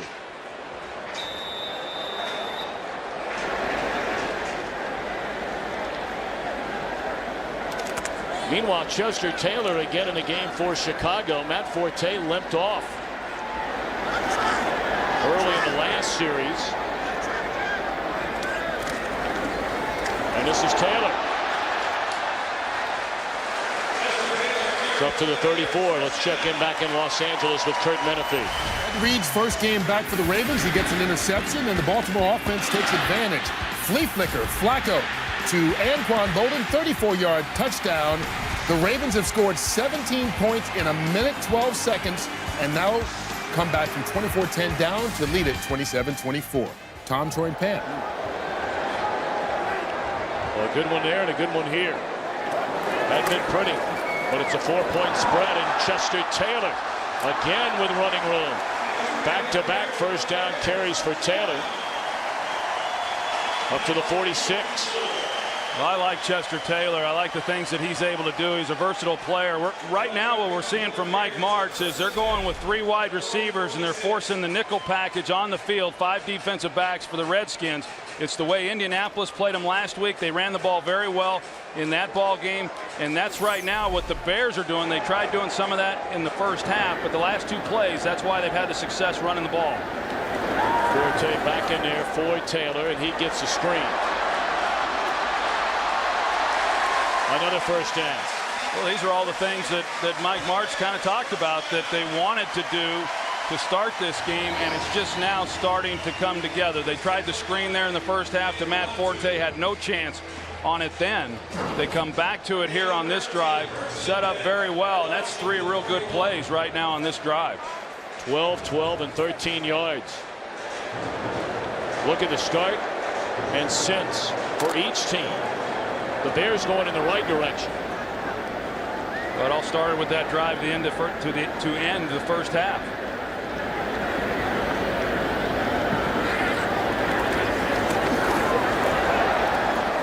Forte met by London Fletcher. Well, Fletcher's been around a long time. His 13th year. 35-year-old Cleveland, Ohio native, and came into the NFL out of John Carroll. And who would have thought that he would have the career that he has had? Well, the big thing is he shows up every week. You know, I mean, he's never missed a game. That's impressive enough for a middle linebacker. Last year he made his first Pro Bowl, and asked him how that felt, and he said it felt good, but I got to be honest with you. I feel like I've been playing well enough to make the Pro Bowl for a lot of years, and I think he has too. Playing in his 199th consecutive game today. That's Taylor again. They brought in Taylor along with Manu Maliuna and Julius Peppers on the very first day of free agency. And here Taylor, 7 weeks into the year, only averaging 7 touches per game. Paying him a lot of money for no more than he's gotten the ball. He got the ball quite a bit against Carolina, the way they were able to run the ball. But, you know, Chester Taylor is one of those guys that I think, you know, really makes your team. You know, it's one thing when you've got the superstars, but when you've got guys like Chester Taylor, more role players that are versatile and they create matchup problems for a defense, that's when you really start getting good. And I think that was a good signing for them, even though he hasn't been utilized probably as much as they anticipated when he did sign. Third down, Cutler looking around. Catch made by Hester, who took a shot from Fletcher but hung on. First third down conversion today. Yeah, you're going to see Matt Forte. He runs what they call a bullets route.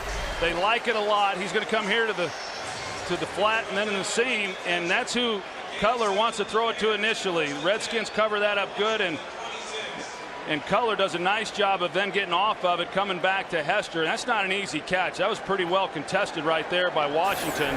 But a perfectly thrown pass, great concentration by Hester.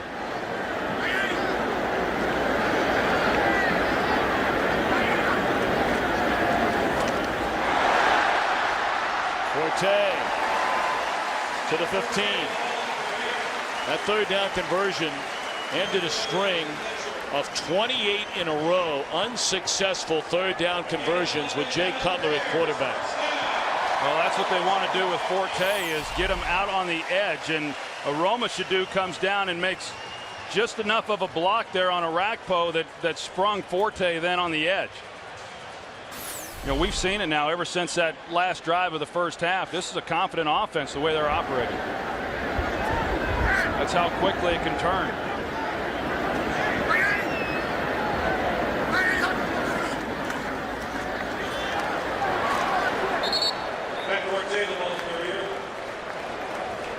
Gain of 3 on first down for Forte. Cutler, a quiet opening quarter.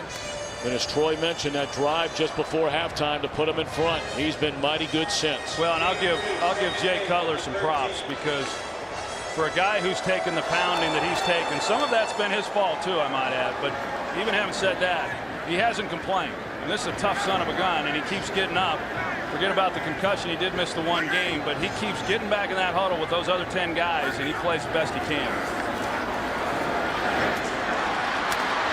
Nice open field tackle made by D'Angelo Hall, and a big third down upcoming. If you're the Redskins, you can hold them to a field goal here. You know, even with all your struggles on offense, much like we talked about Chicago in the first half with all their struggles, and they were only down 3 points. Yeah, I think that's what, you know, for Washington to have allowed Chicago to get down to the 1 yard line and then not give up any points. If they can hold them to a 3-point field goal here, that'd be a victory.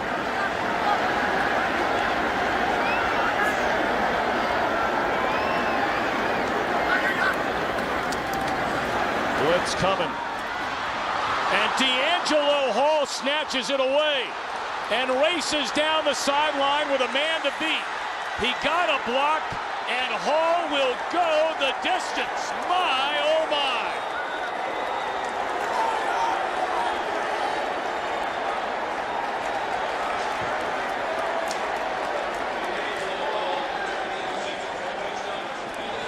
A flag came in during the return on the far side of the field, right in front of the Washington bench. This return, will it come back or will it stand? A 92-yard interception return for a touchdown if it stands. During the return of the interception, personal foul number 73, Chicago. That 15-yard penalty will be enforced on the kickoff. Score is good. You're going to see Carlos Rogers here is going to come on the blitz, and as a result of that, Cutler's throwing off his back foot, and it's a ball he just threw in behind. He had no chance of completing that pass, but he's trying to give Johnny Knox a chance. But because it's behind him, you got D'Angelo Hall then, who's breaking on the ball from the inside out. It was a relatively easy play then for him to make, but it was all brought about because of the pressure of Carlos Rogers, and then Cutler trying to make a play off his back foot and makes an errant throw. Cutler last year led the NFL, throwing 6 red zone interceptions. That's his first this season, and he pays for it. I mean, that's at least a 10-point swing right there. We're talking about what a win it would be for Washington's defense if they only gave up 3. Instead, they scored touchdowns. And that's a 3rd touchdown in the career of D'Angelo Hall. And Cutler and the Bears respond after this body blow.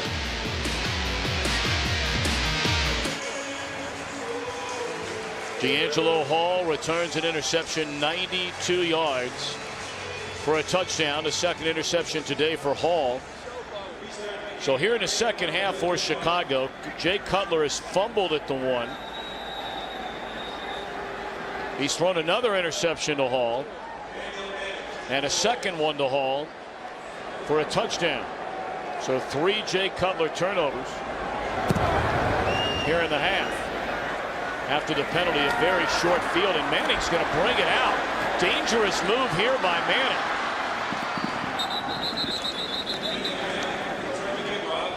Well, we'll go back and take a look at the interception and see Jamarcus Webb here, and big Albert Hainsworth's going to come in and just lay him out.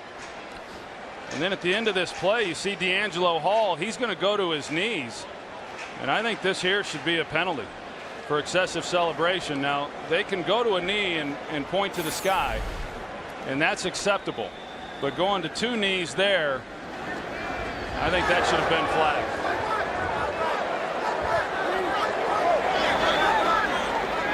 I don't think he and Hazard are going to be having any arguments this week, do you? Well, if they did have an argument, maybe they'll have another if they're going to get this kind of result.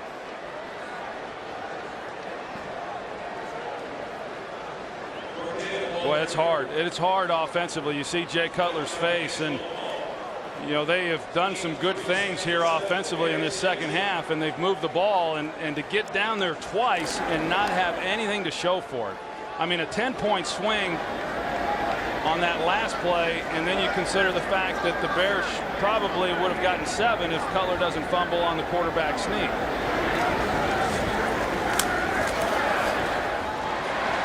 Olsen gets away from McIntosh for an additional 5 yards, and that'll be a first down to the 31. Well, they've figured some things out here offensively, and I think the biggest thing is that Cutler's starting to get better protection. And that's usually how this thing happens. A lot of times you come in and the pass rushers for the other team, they're pretty cranked up too, and so things happen pretty fast, and they happen fast for those offensive linemen, and then as you settle in, the protection gets a little bit better. Those defensive guys get a little bit more tired, and you get a little bit more time.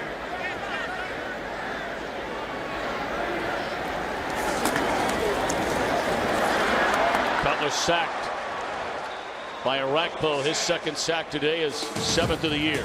That's the end of the 3rd quarter. Fox NFL Sunday. Or we wait. There's still 6 seconds left. The clock sucks. They're going to crank it right back up, so it will take us down to the end of the quarter. We got a good one here, 17-14. And we're back after these messages and a word from your local Fox station.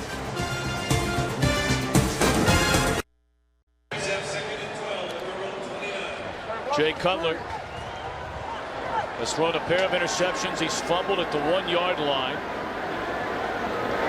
Johnny Knox with a receiving touchdown. But you look at that 3rd quarter, and the Bears on the season still scoreless in the 3rd quarter. Underthrown ball. It'll bring up 3rd down. And you go back to that last play when Cutler got sacked. Take a look at Greg Olsen, and London Fletcher comes underneath that just as Cutler is wanting to throw the ball. If he throws that one, then he throws another interception, and he didn't have any time to go anywhere else because of Arakpo. But that's one of those times when you're okay taking the sack as opposed to turning one loose and then having Fletcher intercepted. That last ball there to Olsen, they had a pretty good chance there to complete that pass. It would have been a first down.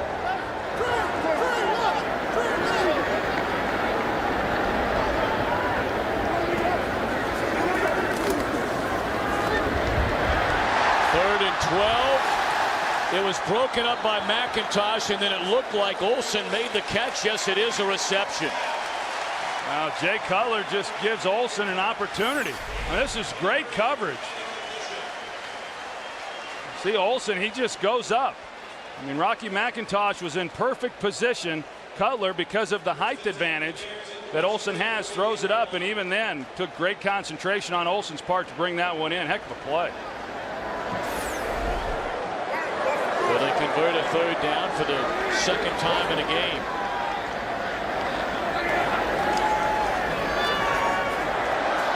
Devin Hester. Good tackle by Hall. Arakpo is chopped down by Olin Kreutz. Well, we talked about the fact that Olsen hadn't had any catches the last couple of weeks, and here's a guy who led their team in receptions last year, and trying to get him the ball more. But when you've got someone like him with his kind of size and his athletic ability, it was good to see Jay Cutler just give him a chance, especially on 3rd and long.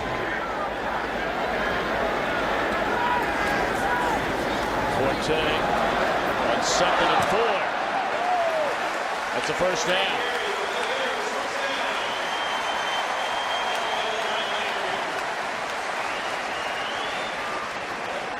They're starting to get that running game going a little bit better here too. Early on, they couldn't get anything going with the running game. Looking at 2nd and long each time they attempted it on first down, and you're starting to see them open some things up a little bit more now also. 60 rushing yards in the 3rd quarter after getting only 6 rushing yards in the first half. Well, they're still going to the 3 wide receiver sets, trying to get Washington and nickel people, 5 DBs to run it. Forte fumbled the ball, and another Chicago turnover. 4th of the game.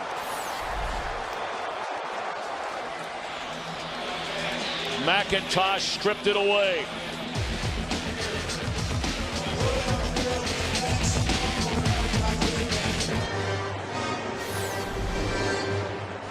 You're going to see Rocky McIntosh. He comes in with the left hand and is able to knock it out. Forte, who had 2 fumbles in their Week 1 win against Detroit, had not had a fumble in any of the other games. Last year, for a non-quarterback, 2nd most fumbles in the National Football League, right behind Adrian Peterson. 3 big turnovers here in the 2nd half for Chicago. And Ryan Terrain took a big hit but stays on his feet. Harris making contact along with Jennings. Let's go back to Kurt Menefee in Los Angeles. Bengals were down to the Falcons 24-3 at halftime, but 22 unanswered points in the 3rd quarter changed it. Adam, don't call me Pac-Man Jones, with a strip and return, 62 yards for the touchdown, and the Bengals lead it 25-24 to start the 4th quarter. Tom, Troy, and Pam. 17-14 here, Kurt. Terrain, a first down and then some. Still on his feet all the way to the 42-yard line. I talked about Chris Cooley earlier in the game and how good he is as a blocker, and you're going to see him motion across. He had motion across already. You can see him right here, 47, and he just does a nice job on the kick out. Enough, and then Ryan Terrain, it's hard to bring him down when you're going down around his ankles, as we saw there by Tino Isamoa, and once he gets up ahead of steam, he's a difficult man to bring to the ground.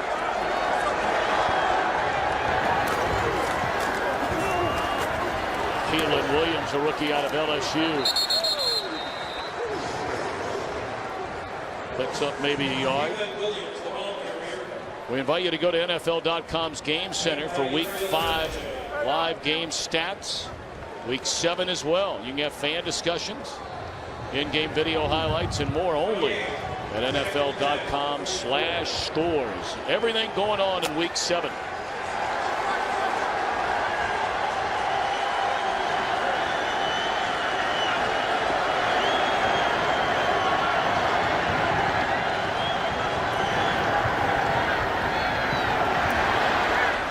Terrain, another big run inside the 25 all the way down to the 22.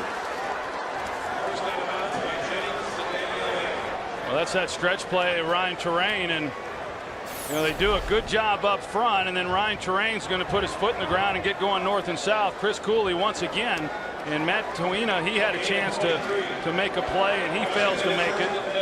And like I said, if you're going to hit Ryan Terrain, you want to get a hold of him at the line of scrimmage, because once he starts up the field and gets a head of steam going, he's a big physical guy. 55 of those 89 yards rushing for Terrain have come on this drive. Trying to add to it, and will. And the ball is loose. Picked up by Tillman. So Washington gives it away in the red zone. Josh Bullock's backup safety replacing the injured Chris Harris. Stripped that ball away.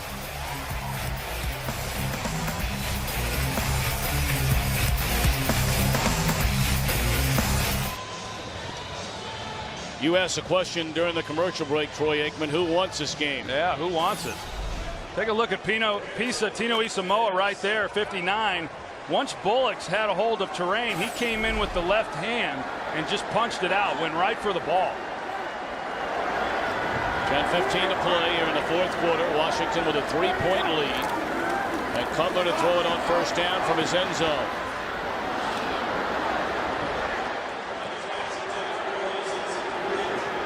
The last 4 possessions for Chicago,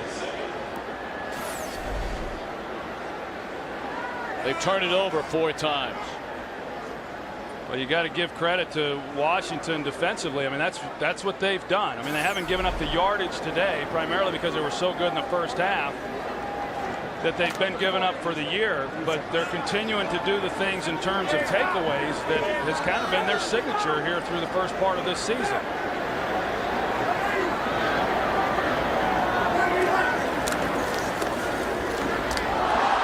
Third interception for D'Angelo Hall.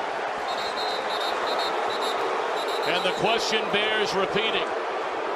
Which team wants to win this game? Well, you see Jay Cutler, Johnny Knox has got to stay on the route. You're going to see that D'Angelo Hall breaks across his face, but Johnny Knox has got to stay on the move. You can't, when there's a route that's contested, you can't just then stop on the route, because that's what happens when you do. Last 5 possessions for Chicago. Each possession ending in a turnover. You know, Marks just looks like he's about to vomit over there on the sidelines with everything that's happened here today, and you know, he knows it too. You know, you try to get the ball out something quick, and oh, Johnny Knox, just, that's going to look like it's on Jay Cutler, but that's on Johnny Knox. Terrain took a big hit from Julius Peppers. Take another look at this. It's a slant route, and you've got to work hard. You've got to do everything you can to get under that guy's face and break it up. And Jay Cutler was going there right from the snap of the ball, and this is Mike Martz's reaction to it all.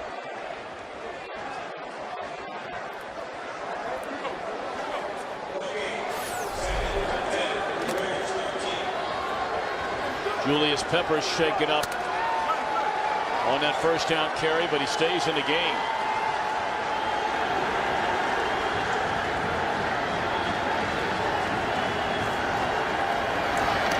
Cooley loses the ball and just punches it out of bounds alertly. Very close to a first down, inside of 5, and nearly a 7th turnover, 8th turnover in this half. Well, you see Tillman, I mean, he punched at the ball also. You know, that's not unique just to the Bears. We see that around the league. All these defenses, they're just going for the football, and you know, with Washington down here where they are, the Bears are trying to get the ball on the ground as best they can. A good play by Tillman, and a nice play, as you said, by Chris Cooley, knocking that out of bounds. Illegally batting the ball forward, number 47. Starting to say, offense. It's a 10-yard penalty. It's still second down. They dropped a flag there well after the play was over, and of course that goes back to the old Dave Casper rule there. Yeah. Where he illegally touched the ball and knocking it out of bounds. Well, and the penalty is of no consequence. I mean, he would rather get the penalty and keep possession of the ball as opposed to giving it to the Bears. So a good play by Cooley.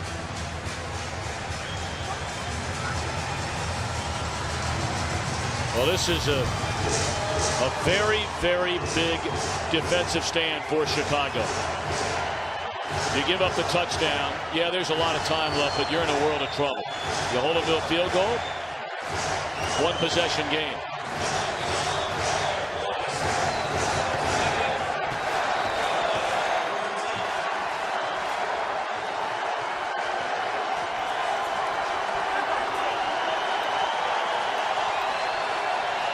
Redskins tried swapping personnel, and Chicago was able to match it by bringing in an extra linebacker.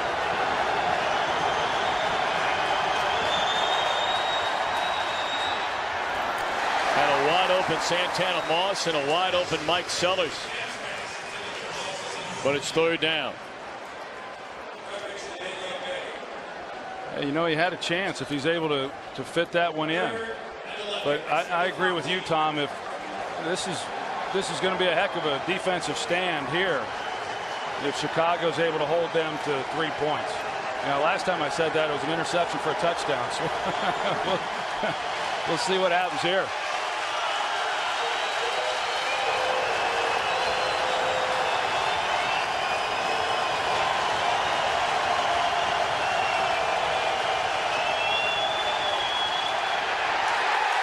Ball is loose. And go ahead. Washington covers it up. And out comes a field goal unit. And again, Adonijah right in the thick of the action. Yeah, he comes along McNabb's backside, and a good job by him. Israel Adonijah has played very well. And we talked about, them needing somebody to step up opposite of Julius Peppers, and they've gotten that today. They activated Barry Turner. They thought that they would get more playing time out of him, but Adonijah, doing the things that he has done, has kept him on the field. Graham Gano, 37 yards out. Off the upright and no good.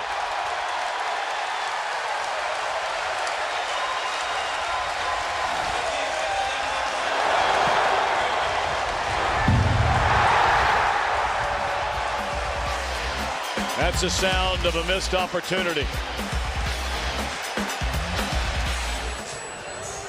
The missed field goal, still 17-14 Washington. The Bears get the ball at the 27. That was a heck of a job by their defense. I tell you, as much as D'Angelo Hall has been jumping routes, I think I'd try a double move on him here real soon. Right now he's one-on-one on Hester. Well, they go right to Hester.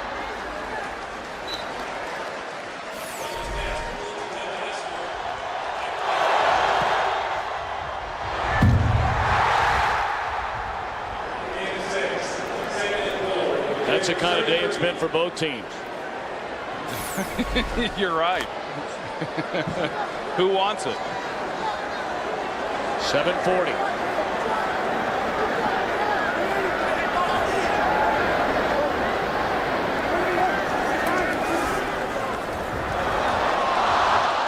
That would have been a first down, and Knox dropped it. Let's go back to Kurt Menefee in Los Angeles.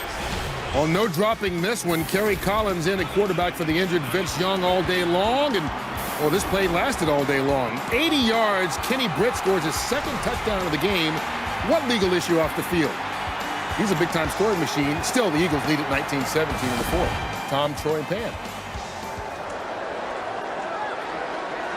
All right, a third down for Jay Cutler and the Bears. Under 7.5 to go.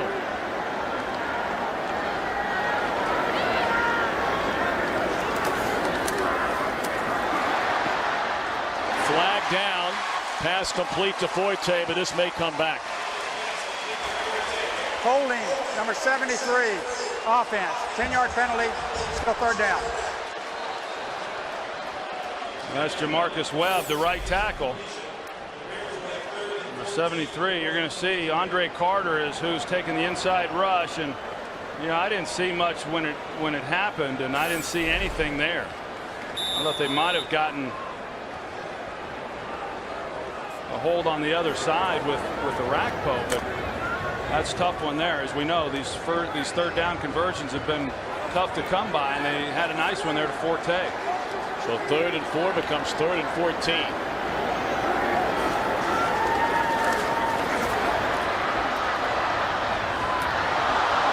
Off the helmet of Landry and all the way back into the arms of Chris Williams. That ball hit Landry in the head.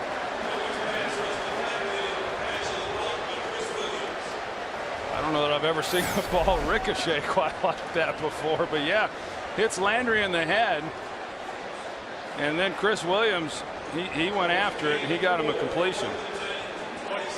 But LaRon Landry, he just wants to hit something. He's not worried about catching it. And the thing hits him right in the helmet. He never even got his arms up. Nearly blocked. And Banks will be stopped at the 42. So we have 6:12 to go at Soldier Field. A 3-point Redskins lead. And you see the arms there on LaRon Landry. Heck, maybe he can't get those arms above his head, Tom. I don't know. He missed on that opportunity for the interception. Terrain first down. Flag comes in. This will be a hold against Washington on first down to back him up. Holding number 78, offense.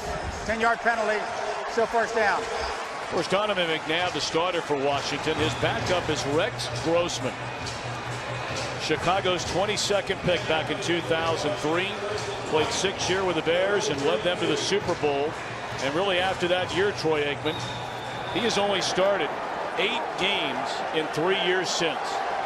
Yeah, he was with Kyle Shanahan last year in Houston, and so he's the perfect backup here in Washington, a guy who's got a good understanding of the offense and is capable of coming in and playing and having won games in the league if Donovan were to go down. Another fumble by Terrain and covered up by Anthony Armstrong. You know, the Bears players right there were so interested in getting an offsides call that they didn't play much defense. Yeah, no, they were all trying to point out that there had been movement along the offensive line, and as a result of that, they were out of position then to make a play. Anthony Armstrong in good position there to recover that fumble.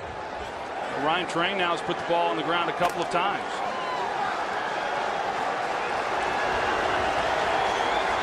Those are the kinds of things you worry about for a guy who hasn't carried the ball any more than he has.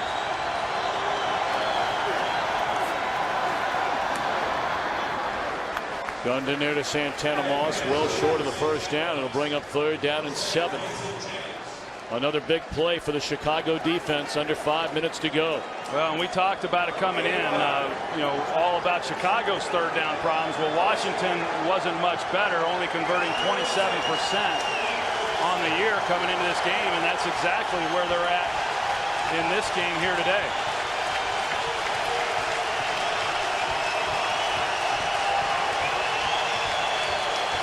Joey Galloway giving a hand signal for both Santana Moss and Donovan McNabb.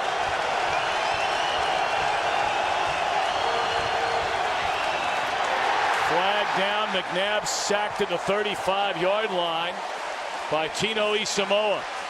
He just got a free run at Donovan McNabb, and I don't even think it's going to matter. Looks like they're calling offsides on Chicago. Offside, number 71, defense, lined up in a neutral zone. 5-yard penalty, still 3rd down. That is a huge call.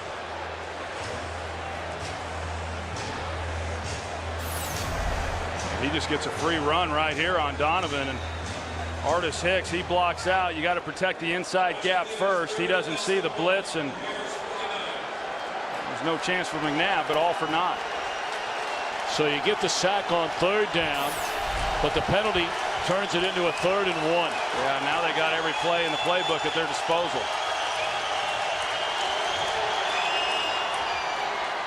He didn't get there. So the Bears are going to get it back one more time.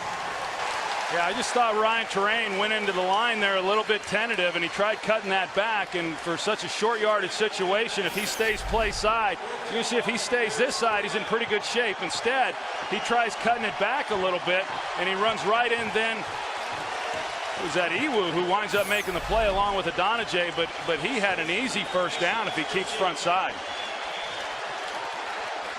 Smith nearly had one blocked his last punt by Corey Graham.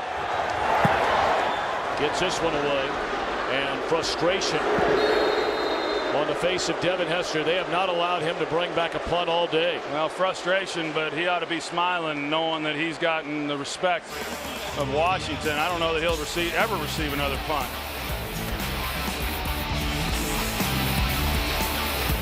That's kind of like what we've been saying here in the second half. Who wants it? You know, I mean, right now, football hasn't been great on the offensive side.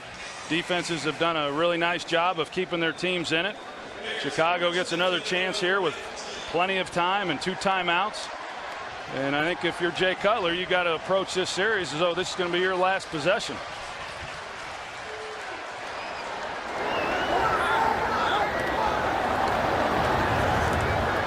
Good protection on first down and thrown behind Devin Hester. Yeah, we've seen a few of those from Jay Cutler here today, and he had good protection there.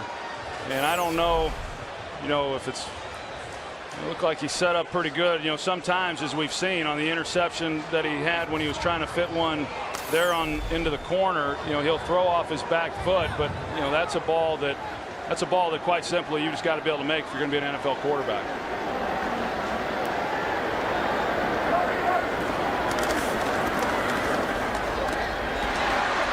Reception made by Johnny Knox, and that'll be good enough for a first down up to the 31. Clock continues to run. 3:15.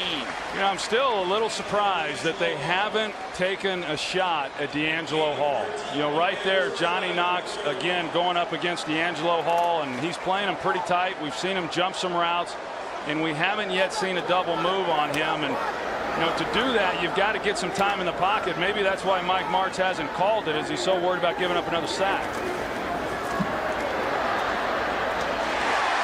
Well, he finds Knox down the middle of the field. Another first down to the 48. And you kind of wonder where Johnny Knox's confidence level is right now. That previous catch that he had, you know, he was pretty secure with the football and just wanted to make sure he caught it. And he comes right back and makes another reception.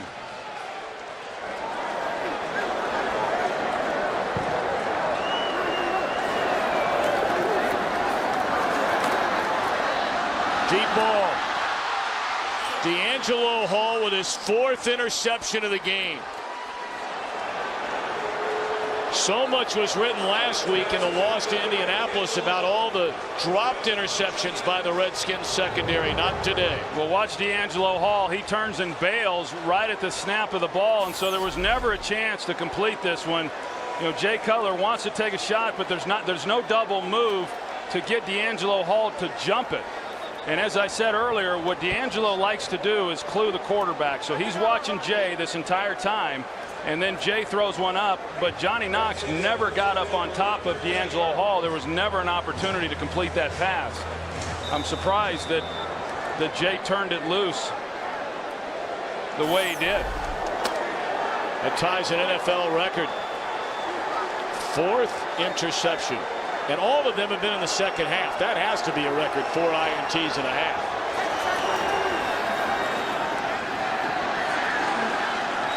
Of course, the only record that matters are wins and losses. And here you're looking, as we wind down to the 2-minute warning, there have been 18 games in the entire NFL this season in which a team has scored 17 points or less and won the game. The Redskins have 3 of those 18 wins, and this would be a 4th. Well, we've seen it all year long with the Redskins. I mean, I think Mike Shanahan said it best the other day. He said, we're a 3-3 team. I mean, that's what we are. That's probably what we should be. You know, you look at them, and with the 3 wins, you could point to a couple of games and say, well, they could have had a couple more wins. And you could also look at it and say they could have had a couple more losses. And so they probably are where they should be. But what they have done is they've given themselves a chance to win each and every game. I mean, even the St. Louis game, which was probably their worst performance, they had a chance late to still come out on top. They're spending a timeout. They have 1 left. They're trying to come up with a stop. And a first down catch made by Cooley. Right at the first down marker. And that takes us to the 2-minute warning. A fresh set of downs for the Redskins. Trying to put this one on ice.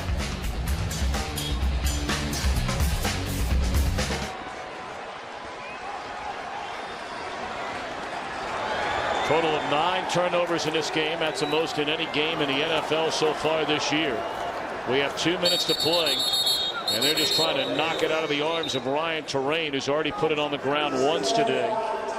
And that'll be the Bears' final timeout.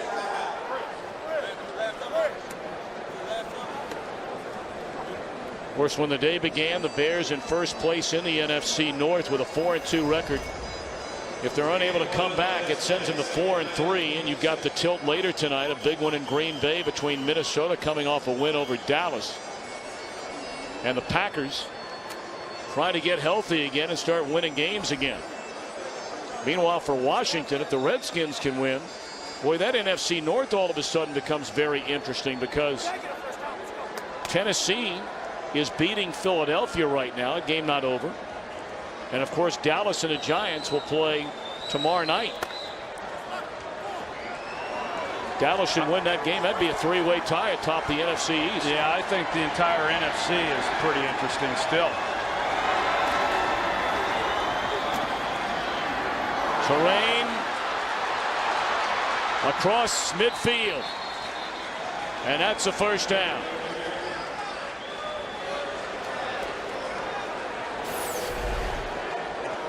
Well, they needed to pick up a first down in order to run this clock out, and Ryan Terrain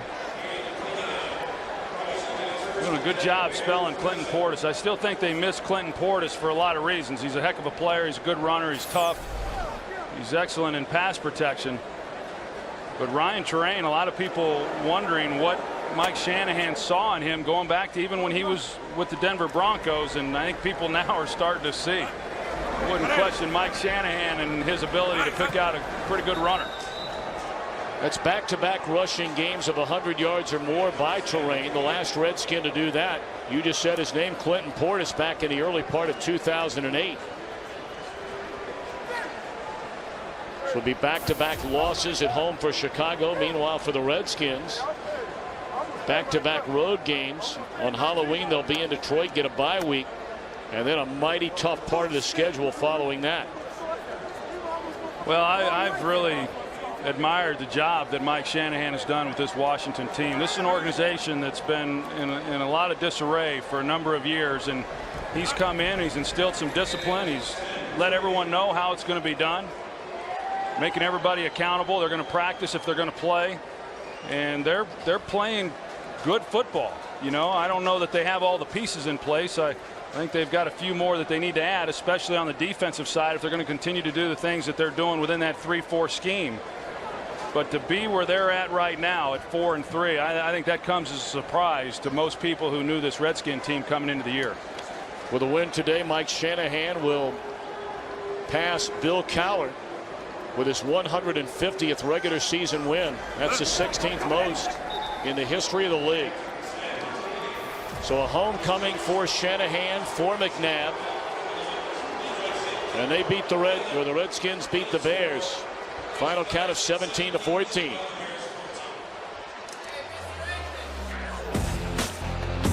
We'll have some bonus coverage coming your way. And we're back to wrap it up after these messages. Redskins win it 17-14 in Chicago.